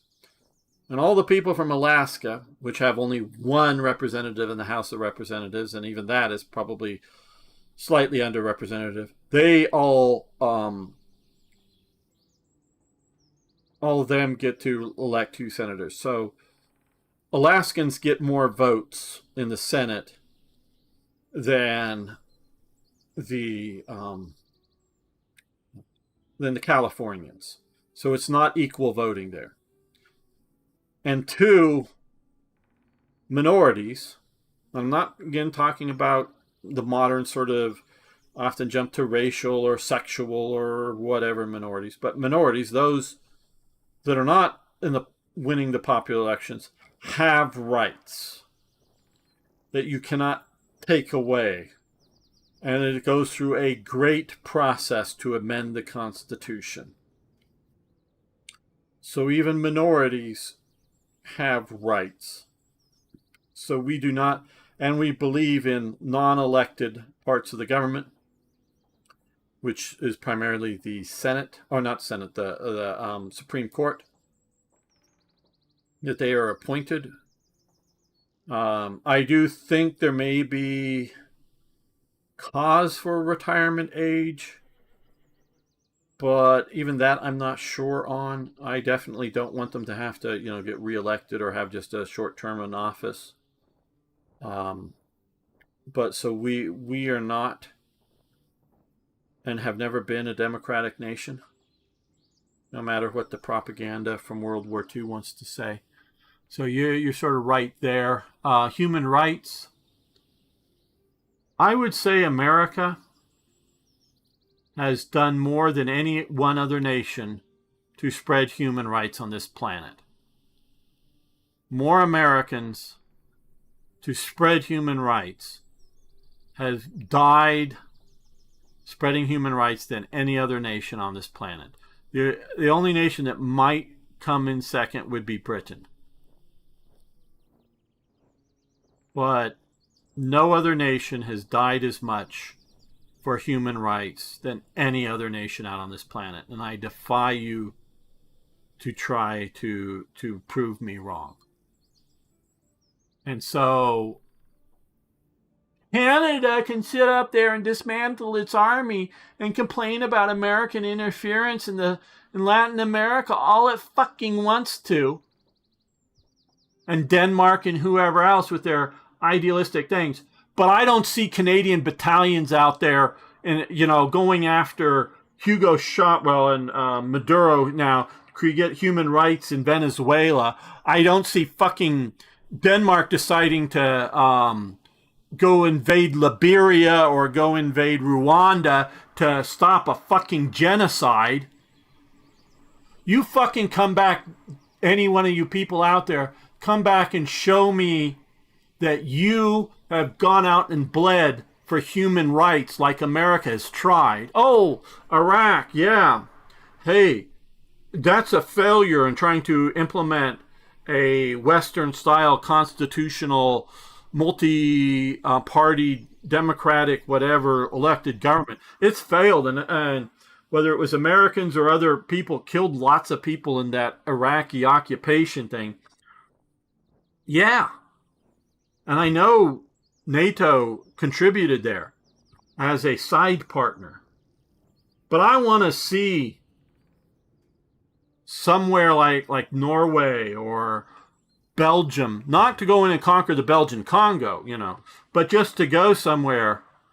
And I know Belgium and France have gone in at times, intervened for pro-human rights thing, but not bled like America. They've had a few casualties now and again. But I want to see a European country go just for pure human rights. Go to freaking Somalia. Why don't the Nordic countries all invade Somalia tomorrow and start establishing human rights in Somalia? No Americans, no American ships, no American aircraft, no American nothing. And America ain't going to say boo to you if you want to go into Somalia and create human rights in Somalia, try to feed the poor. Do it all on your own, Europe.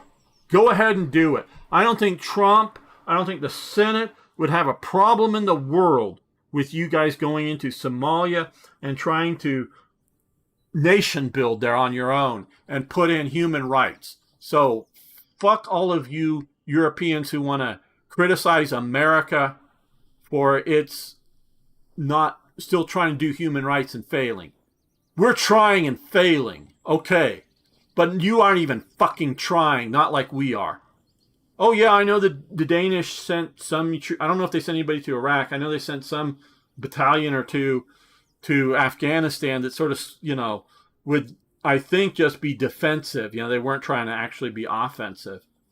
But go on your own somewhere. Why doesn't, go somewhere and actually do something? And then we can talk. Lose 10, 20,000 people.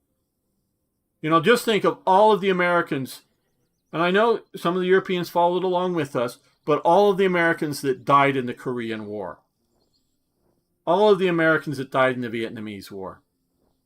We weren't trying to conquer Vietnam for oil. They didn't have any oil, at least nothing appreciable. We weren't trying to create a new trade partner there. We weren't trying to get Vietnamese fish for the American markets or Vietnamese fish sauce or something for American markets. We were trying to stop communism. Sure, there's a geopolitical aspect to it, but we were trying to stop communism because we thought we could stop it. We knew we couldn't invade the Soviet Union or communist China and effectively win, and especially without creating a nuclear war. But we tried to go into Vietnam and stop the spread of the evils of communism. And you can talk about we failed. Yes. You find the old South Vietnamese flag posted around, used to at least, I don't know, maybe the generation's gone, but posted around Little Saigon in Orange County and whatnot because they were the exiles that we took in. And we failed in Vietnam. Yes, I know that. But at least we tried. So yeah, that's my opinion on that. How to rule a multicultural society without democracy. Well, a multicultural society cannot be ruled with democracy, period. Wouldn't somebody feel left out? How do they take their rights if not having institutional means to do so? Democracy and multicultural societies, as we have seen, are an incompatible thing. They just are. Because the majority will grind down the minority. Examples. 1. The United Kingdom. Full stop. The English have ground down, and I've lived there, I have worked there, have ground down the Celtic minorities in Scotland and Wales and Ireland. And they were trying to do a democracy, but it's Englishness imposed upon the Celtic minorities. Even the Scots that speak Scots. And Scots is an Anglo language, not English. They speak Scots. And I only met one person in my lifetime that spoke Scots, and I could barely understand her. Now, she remembered, and she's dead now, I'm sure, 20 years ago. She remembered World War I and being shelled or bombed or whatever during World War I. So that was her age. She spoke Scots. She seemed to understand us speaking English, and she did not have a television. She had a radio, so she listened to English radio. But she spoke Scots. She did not speak English to us, and I do not think she was capable of speaking. She could understand it, but she spoke Scots, and it's a language that is more dead than Highland or Scottish Gaelic, more dead than Irish Gaelic, more dead than Welsh, which is a type of Gaelic, more dead than those languages. They're ground down. There's still Scottish accented English with a few Scots words left up in Scotland. But democracy and multiculturalism do not work because it works to reinforce the majority. And the majority will grind down. Now, it may be done gently. It may not be done with, bayonets and bullets. It may be done over generations. It may take 10 or 20 generations and slowly grind down into people of one culture. And that's how it works. So democracy and multiculturalism are inherently incompatible with each other. Period. Full stop. So yeah, most of the USA was not about justice, but about own interest. No complaints. But we do go for war, for justice outside it. I'm saying go bleed like America. And what the hell did America get out of Korea? What the hell did America, what was in Korea that America fucking cared about? What interest? Other than, there is geopolitics, true. But what interest did America have in Korea? Basically, all we've done is set up a massive competitor for American industry in Korea that I probably almost buy more Korean products than I do American-made products. Now, I buy a lot of products from other parts of the world. But, Korea has a much bigger shipping industry than America has. We may have to start buying U.S. naval vessels made in Korea. So what interest do we have in Korea? What interest do we have in Vietnam? Explain to me that. There's some geopolitical stuff. But it was mostly fighting for the freedom of America. It wasn't navigational. We can talk about bombing the Houthis in, Yemen because, the other government of Yemen, they're internationally recognized, they're no, wondrous people. And Saudis, they're at least stable. I wouldn't call them greatly wondrous as a governance. So it's not like, the other sides are like better in some moralistic sense necessarily. The Houthis are affecting America by affecting international shipping. So we're attacking them because they're attacking random international shipping, or at least Western international shipping. They may be not shooting at the Chinese or the Russians or something, but they're shooting at them. So that's not so much fighting for freedom. That's fighting for national interest. I'll grant you that for sure. And Afghanistan, that was more about revenge for 9/11 than really trying to bring freedom to Afghanistan. I'll totally grant you that. That's why I wasn't using them as examples. And we can talk about America trying to do the Monroe Doctrine and keeping non-American interests out of America for Latin America. And that included, communist, whether Chinese communist or Russian communist interest out of America. Obviously, yeah, we failed with Cuba.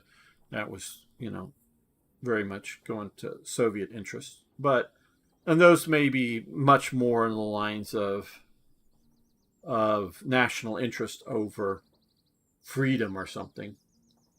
But yeah, no, I'm sticking by Korea, the Korean War, and the Vietnam War as an attempt for freedom, and not over. And definitely, yeah, and definitely a domino aspect in that we thought if that fell, then some other countries would stop being free. Thailand would fall, Cambodia would fall. Maybe then after that, Malaysia would fall. The British, kept Malaya from falling, earlier on, but it may fall later. And the Philippines, were the Filipinos free under Marcos? Well, they didn't really vote for their own government, but they weren't, terribly oppressed either. There's so much hating of the Marcos regime. Oh, they reelected a Marcos that's following basically the same policies as Daddy Marcos. So yeah, and now Japan, we didn't fight Japan for freedom. Now we gave them freedom and liberty, but we fought them because they attacked us, December 7th. So yeah, it's not all about that, but we have bled. And we can talk about how much America bled over World War II and freeing Europe. The Soviets did not free Europe. The Soviets, that was pure interest. So, there is strategical aspects to World War II, too, I know. But yeah, I'm defending America's bled more for freedom and peace than any other nation on this planet. Maybe not more than all other nations combined, but definitely more than any one nation, that's for sure. Okay, it's enlightened self-interest. That's a very good way to put it. America takes care of interests of everyone she has relations with. There is a enlightened self-interest to the aspects, and sometimes it's a choice between Pinochet in Chile and whatever Allende would have ended up going, because I know people, and back when I was going to college, Allende, we deposed Allende in Chile, and he was a blah, blah, blah, blah, blah. Well, you look at Castro and what Castro was saying when he was in his revolutionary phases, when he was trying to get rid of Batista, and how I even knew somebody who ran guns. I knew him much later in life. I didn't know him. I met him, shall we say. I met him. I didn't know him. I'm not going to claim a friendship or whatever. I met him. Somebody who helped run guns to Castro against Batista, because Castro was talking about freedom and whatnot at the time. But we see Castro going full Soviet Union. And I look at Allende, if he had continued in power, he would have been another communist bastard like all the others, in my opinion. He might have turned out to be a wonderful man and balanced everything out, but I don't believe so. So if it's between Pinochet and the Bolsheviks or the communists or whoever, now I'm picking Pinochet. So it may be the lesser of evils in some cases. And your guy gives people one-way helicopter rides, but it's like I say, the lesser of evils. It's not always the ideal versus what is currently there. Sometimes it's just the lesser, and we cannot go into every country. The U.S. cannot go into every country everywhere and install the ideal government. We just cannot. Even if it wasn't talking about that. No, gamer, you fought against the communists, not for justice for the locals. No, I disagree. Fighting against communists is fighting for justice for the locals.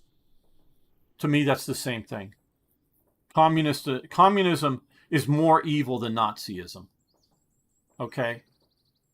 Communists are more evil than Nazis. Nazis are bad. Nazis are terrible. But communists are worse. So if I have to choose, who do I root for fighting on the Eastern Front, I'm going to choose the National Socialists. They're evil. They're running death camps. They're doing mass slaughter. But Stalin and the communists are worse.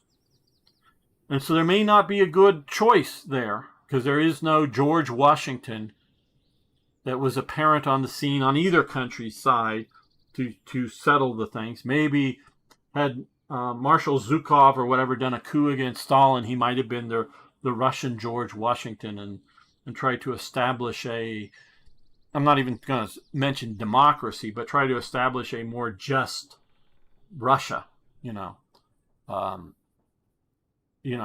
might have, somebody like that might have done so. Now he's just one of the people, I think, that actually would have had the power. There were people that might have been able to assassinate Stalin, but I don't know that they would have become the ones in power, as opposed to just immediately assassinate, shot by whoever else. So yeah, I disagree. I think the Cold War is as much about justice as anything else.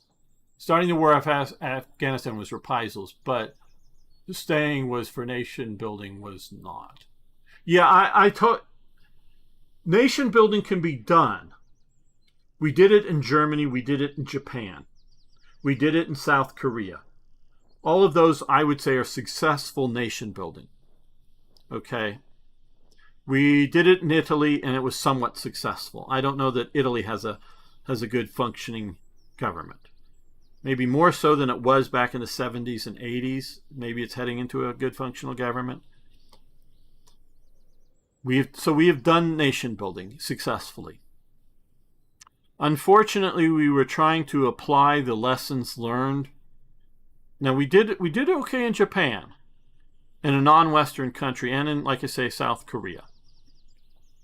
And trust me, even though they were dictators in South Korea, we kept them on a leash to keep them from going, to becoming, bad dictators in there. And that was partially because we had our troops stationed in there, in Korea. But we kept them on a reasonable path. But we tried to take our lessons learned in Europe and post-World War II nation building, if you will, and apply them to some place like Afghanistan, that it was culturally incompatible. We could have kept the Taliban from coming to power in Afghanistan, but we would have had to give up any sort of notion of, we're just the neutral arbiters. You go to the elections and elect your leaders. No, we should have picked the warlords that we thought were effective leaders, both in war and in governance, and put them in charge. And if they felt they needed to go wipe out a village of somebody somewhere, let them go do it, because they knew the realities on the ground, and set up a federal system, so that, because Afghanistan is a bunch of different tribes, it isn't just one nation. They speak different languages. They have somewhat different customs. I mean, they may all look the same to us in America, but to them, they see the differences. And you set up a sort of federal system, not a centralized system. I mean, yeah, you have a capital and, a central government to send out Afghan ambassadors to whatever, that kind of thing. But set up a very, maybe even more of a confederacy than a federal system, a very sort of loose regional thing, and helped the different people stay in charge in that area. And as we slowly withdraw from there, not rapidly, but slowly withdraw, I think in 10 years we could have set up, and not the 20 years that we were there, but in 10 years we could have set up an Afghan government that would have kept the Taliban from sweeping into power after we had mostly left. And no, it would not have looked like Western Europe in its governance system. It would have been very personal, meaning the guy in charge of the province or whatever is the guy in charge of the province. There may be some sort of bureaucracy and there may be some sort of court system, but the guy in charge of the province is the guy in charge of the province, and he isn't going to be brought to justice or sued for, whatever, internally. No, he's running the province. And set it up that way and help them draw their lines based on their ethnic groups and realistic regional boundaries, because there's mountains and rivers and whatnot, sort of give areas and then only go after the different groups if they start to, invade somebody else's region. But in their own region, they can do what they want. And we could have evacuated Afghanistan with something that would have allowed more outside Western culture to slowly continue to infiltrate, to slowly develop these people out of their Middle Ages mindset into a more modern world. But because we were trying to do a crash program and teach them gender neutrality bullshit in their schools that they were just going to reject once we left, it was a bad show. And yes, so we could have done nation building in Afghanistan, but it was, and we definitely needed to do reprisals because we needed to teach the world that if you harbor terrorism, not just, somebody captures some plane somewhere, or, some car bomb blows up outside of some embassy, U.S. embassy somewhere. There'll be reprisals, but maybe not necessarily, an invasion of your country. We'll strike some terrorist camps or something in your country. But if you host a terrorist group that does a 9/11 style attack on America, we're going to come in and be very reprisal against you. And the more egregious the attack, the more reprisals we're going to be. So if you want to host groups like Pakistan hosts terrorist groups, mostly to attack India. And of course they hosted Osama bin Laden for quite a while too, But if they just want to host their groups to attack, okay, that's sort of India-Pakistan war stuff. America doesn't need to be involved. But if those Islamic terrorist groups decide to on the side go, want to go fly an airplane into an American building or something like that, then we're going to do something about it. But, so you can have your terrorists for whatever faction, sides, whatever, but you better not let them really come after America. And you better keep a good lid on where they attack. And that's very true, folk. Very true. You flood Afghanistan with dollars instead of leadership. I totally agree with you. The dollars thing was we needed to pick leaders. We needed to support them with some dollars and some weapons and whatnot. That's what we needed to do. But the same thing happened. Yeah, but they somehow survived the cap. Well, Iraq is a much more modern developed nation than Afghanistan. And I don't mean nation as in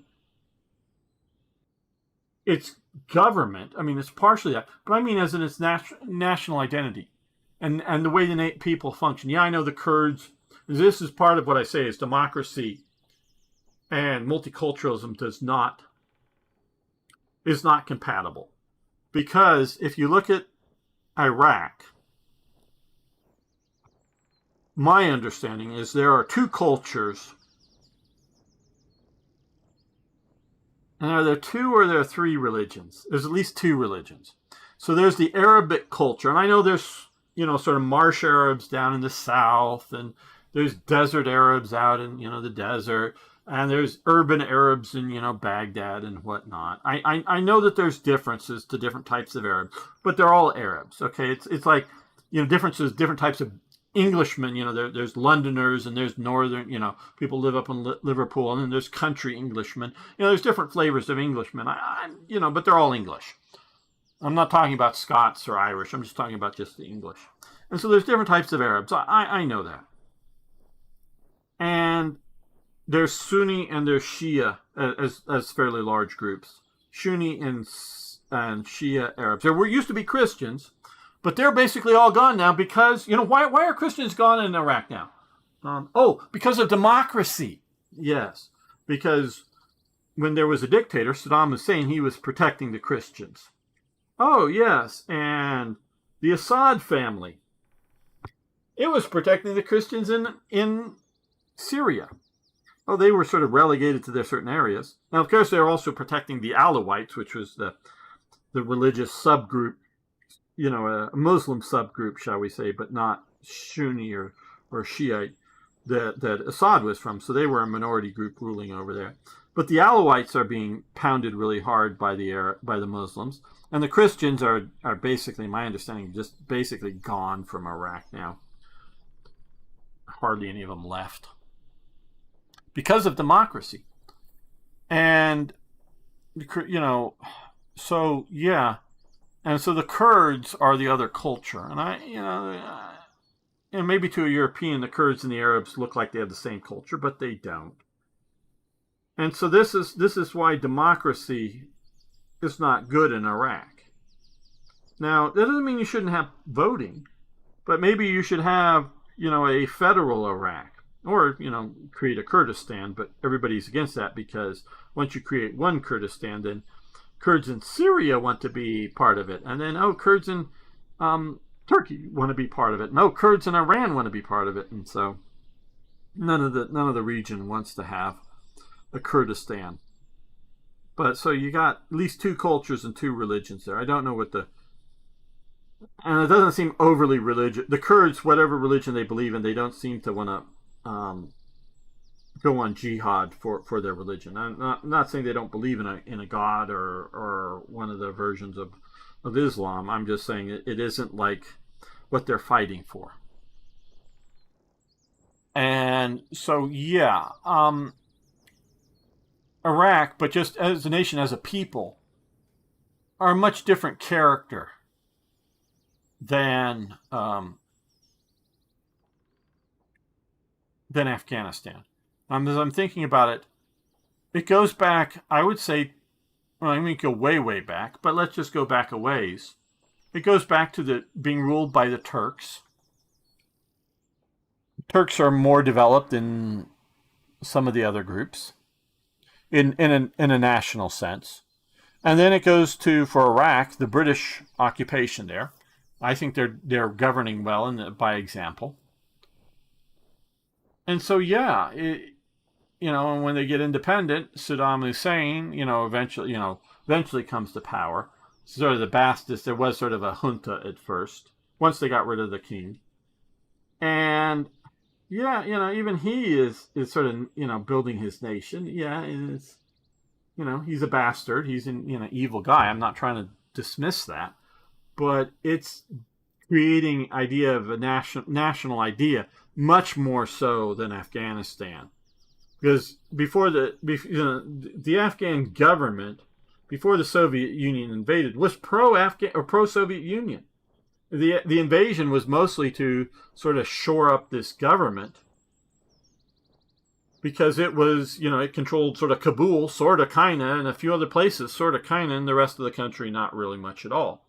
And then the Soviets invade. And then the Soviet invasion is just everybody against the Soviets, or most everybody against the Soviets, except for a few clans, aka the Northern Alliance, that were more afraid of the larger groups of people. Again, they're afraid of democracy because they know they're going to lose the democratic struggle, and the majority is going to oppress the minority. So as you can tell, I am very much against this idea of spreading democracy. I'm much more on the idea of spreading good governance and spreading certain rights and liberty, which may be undemocratic. Because you can have a dictator who's a libertarian. He just doesn't, he just, shuts down the government. I'm in charge. I have a military. You try to overthrow me, I'll crush you. Otherwise, hey, everybody go do your own thing. Basically, you can have a dictator like that. Now, most dictators want to micromanage everybody and control everything, but you could have a libertarian dictator. It's quite theoretically possible. So yeah, I'm standing by what I say. I may be wrong. I'll grant you that I know that I may be wrong. But yeah, so okay, we'll get back to the 18th century next weekend. I want to thank BeamSlam, Folk, Arno, of course, Admiral T, Hey guys, I like it when you disagree and challenge me. You don't have to agree with me. I'm not trying to, create everybody agrees with Gamer here, and thank Regan Rob, thank Darius, thank you for hanging out with me, and Von Schweinhound. I want to hear opposing opinions, whether they're against me or just trying to, sort of kind of agree with me, but push me in a different direction a bit. I like that. I like that. I don't. And if I'm mad at Europeans at the moment for them trying to be holier than thou versus American, fine, put up with it. That's just the way I'm going to be. Doesn't mean I don't want you to show up next week. Oh yes, tomorrow War Thunder. So if Arno will be playing with me, I hope.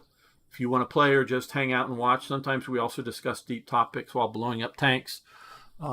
If you want to do that here. So don't, just because I disagree with, and just because I get upset with your holier than thou attitudes at times, that doesn't mean I want you to go away. Just makes it more lively. So thanks everyone. See you tomorrow, I hope, and of course next incoming weekend. So thanks everyone. Have a good day.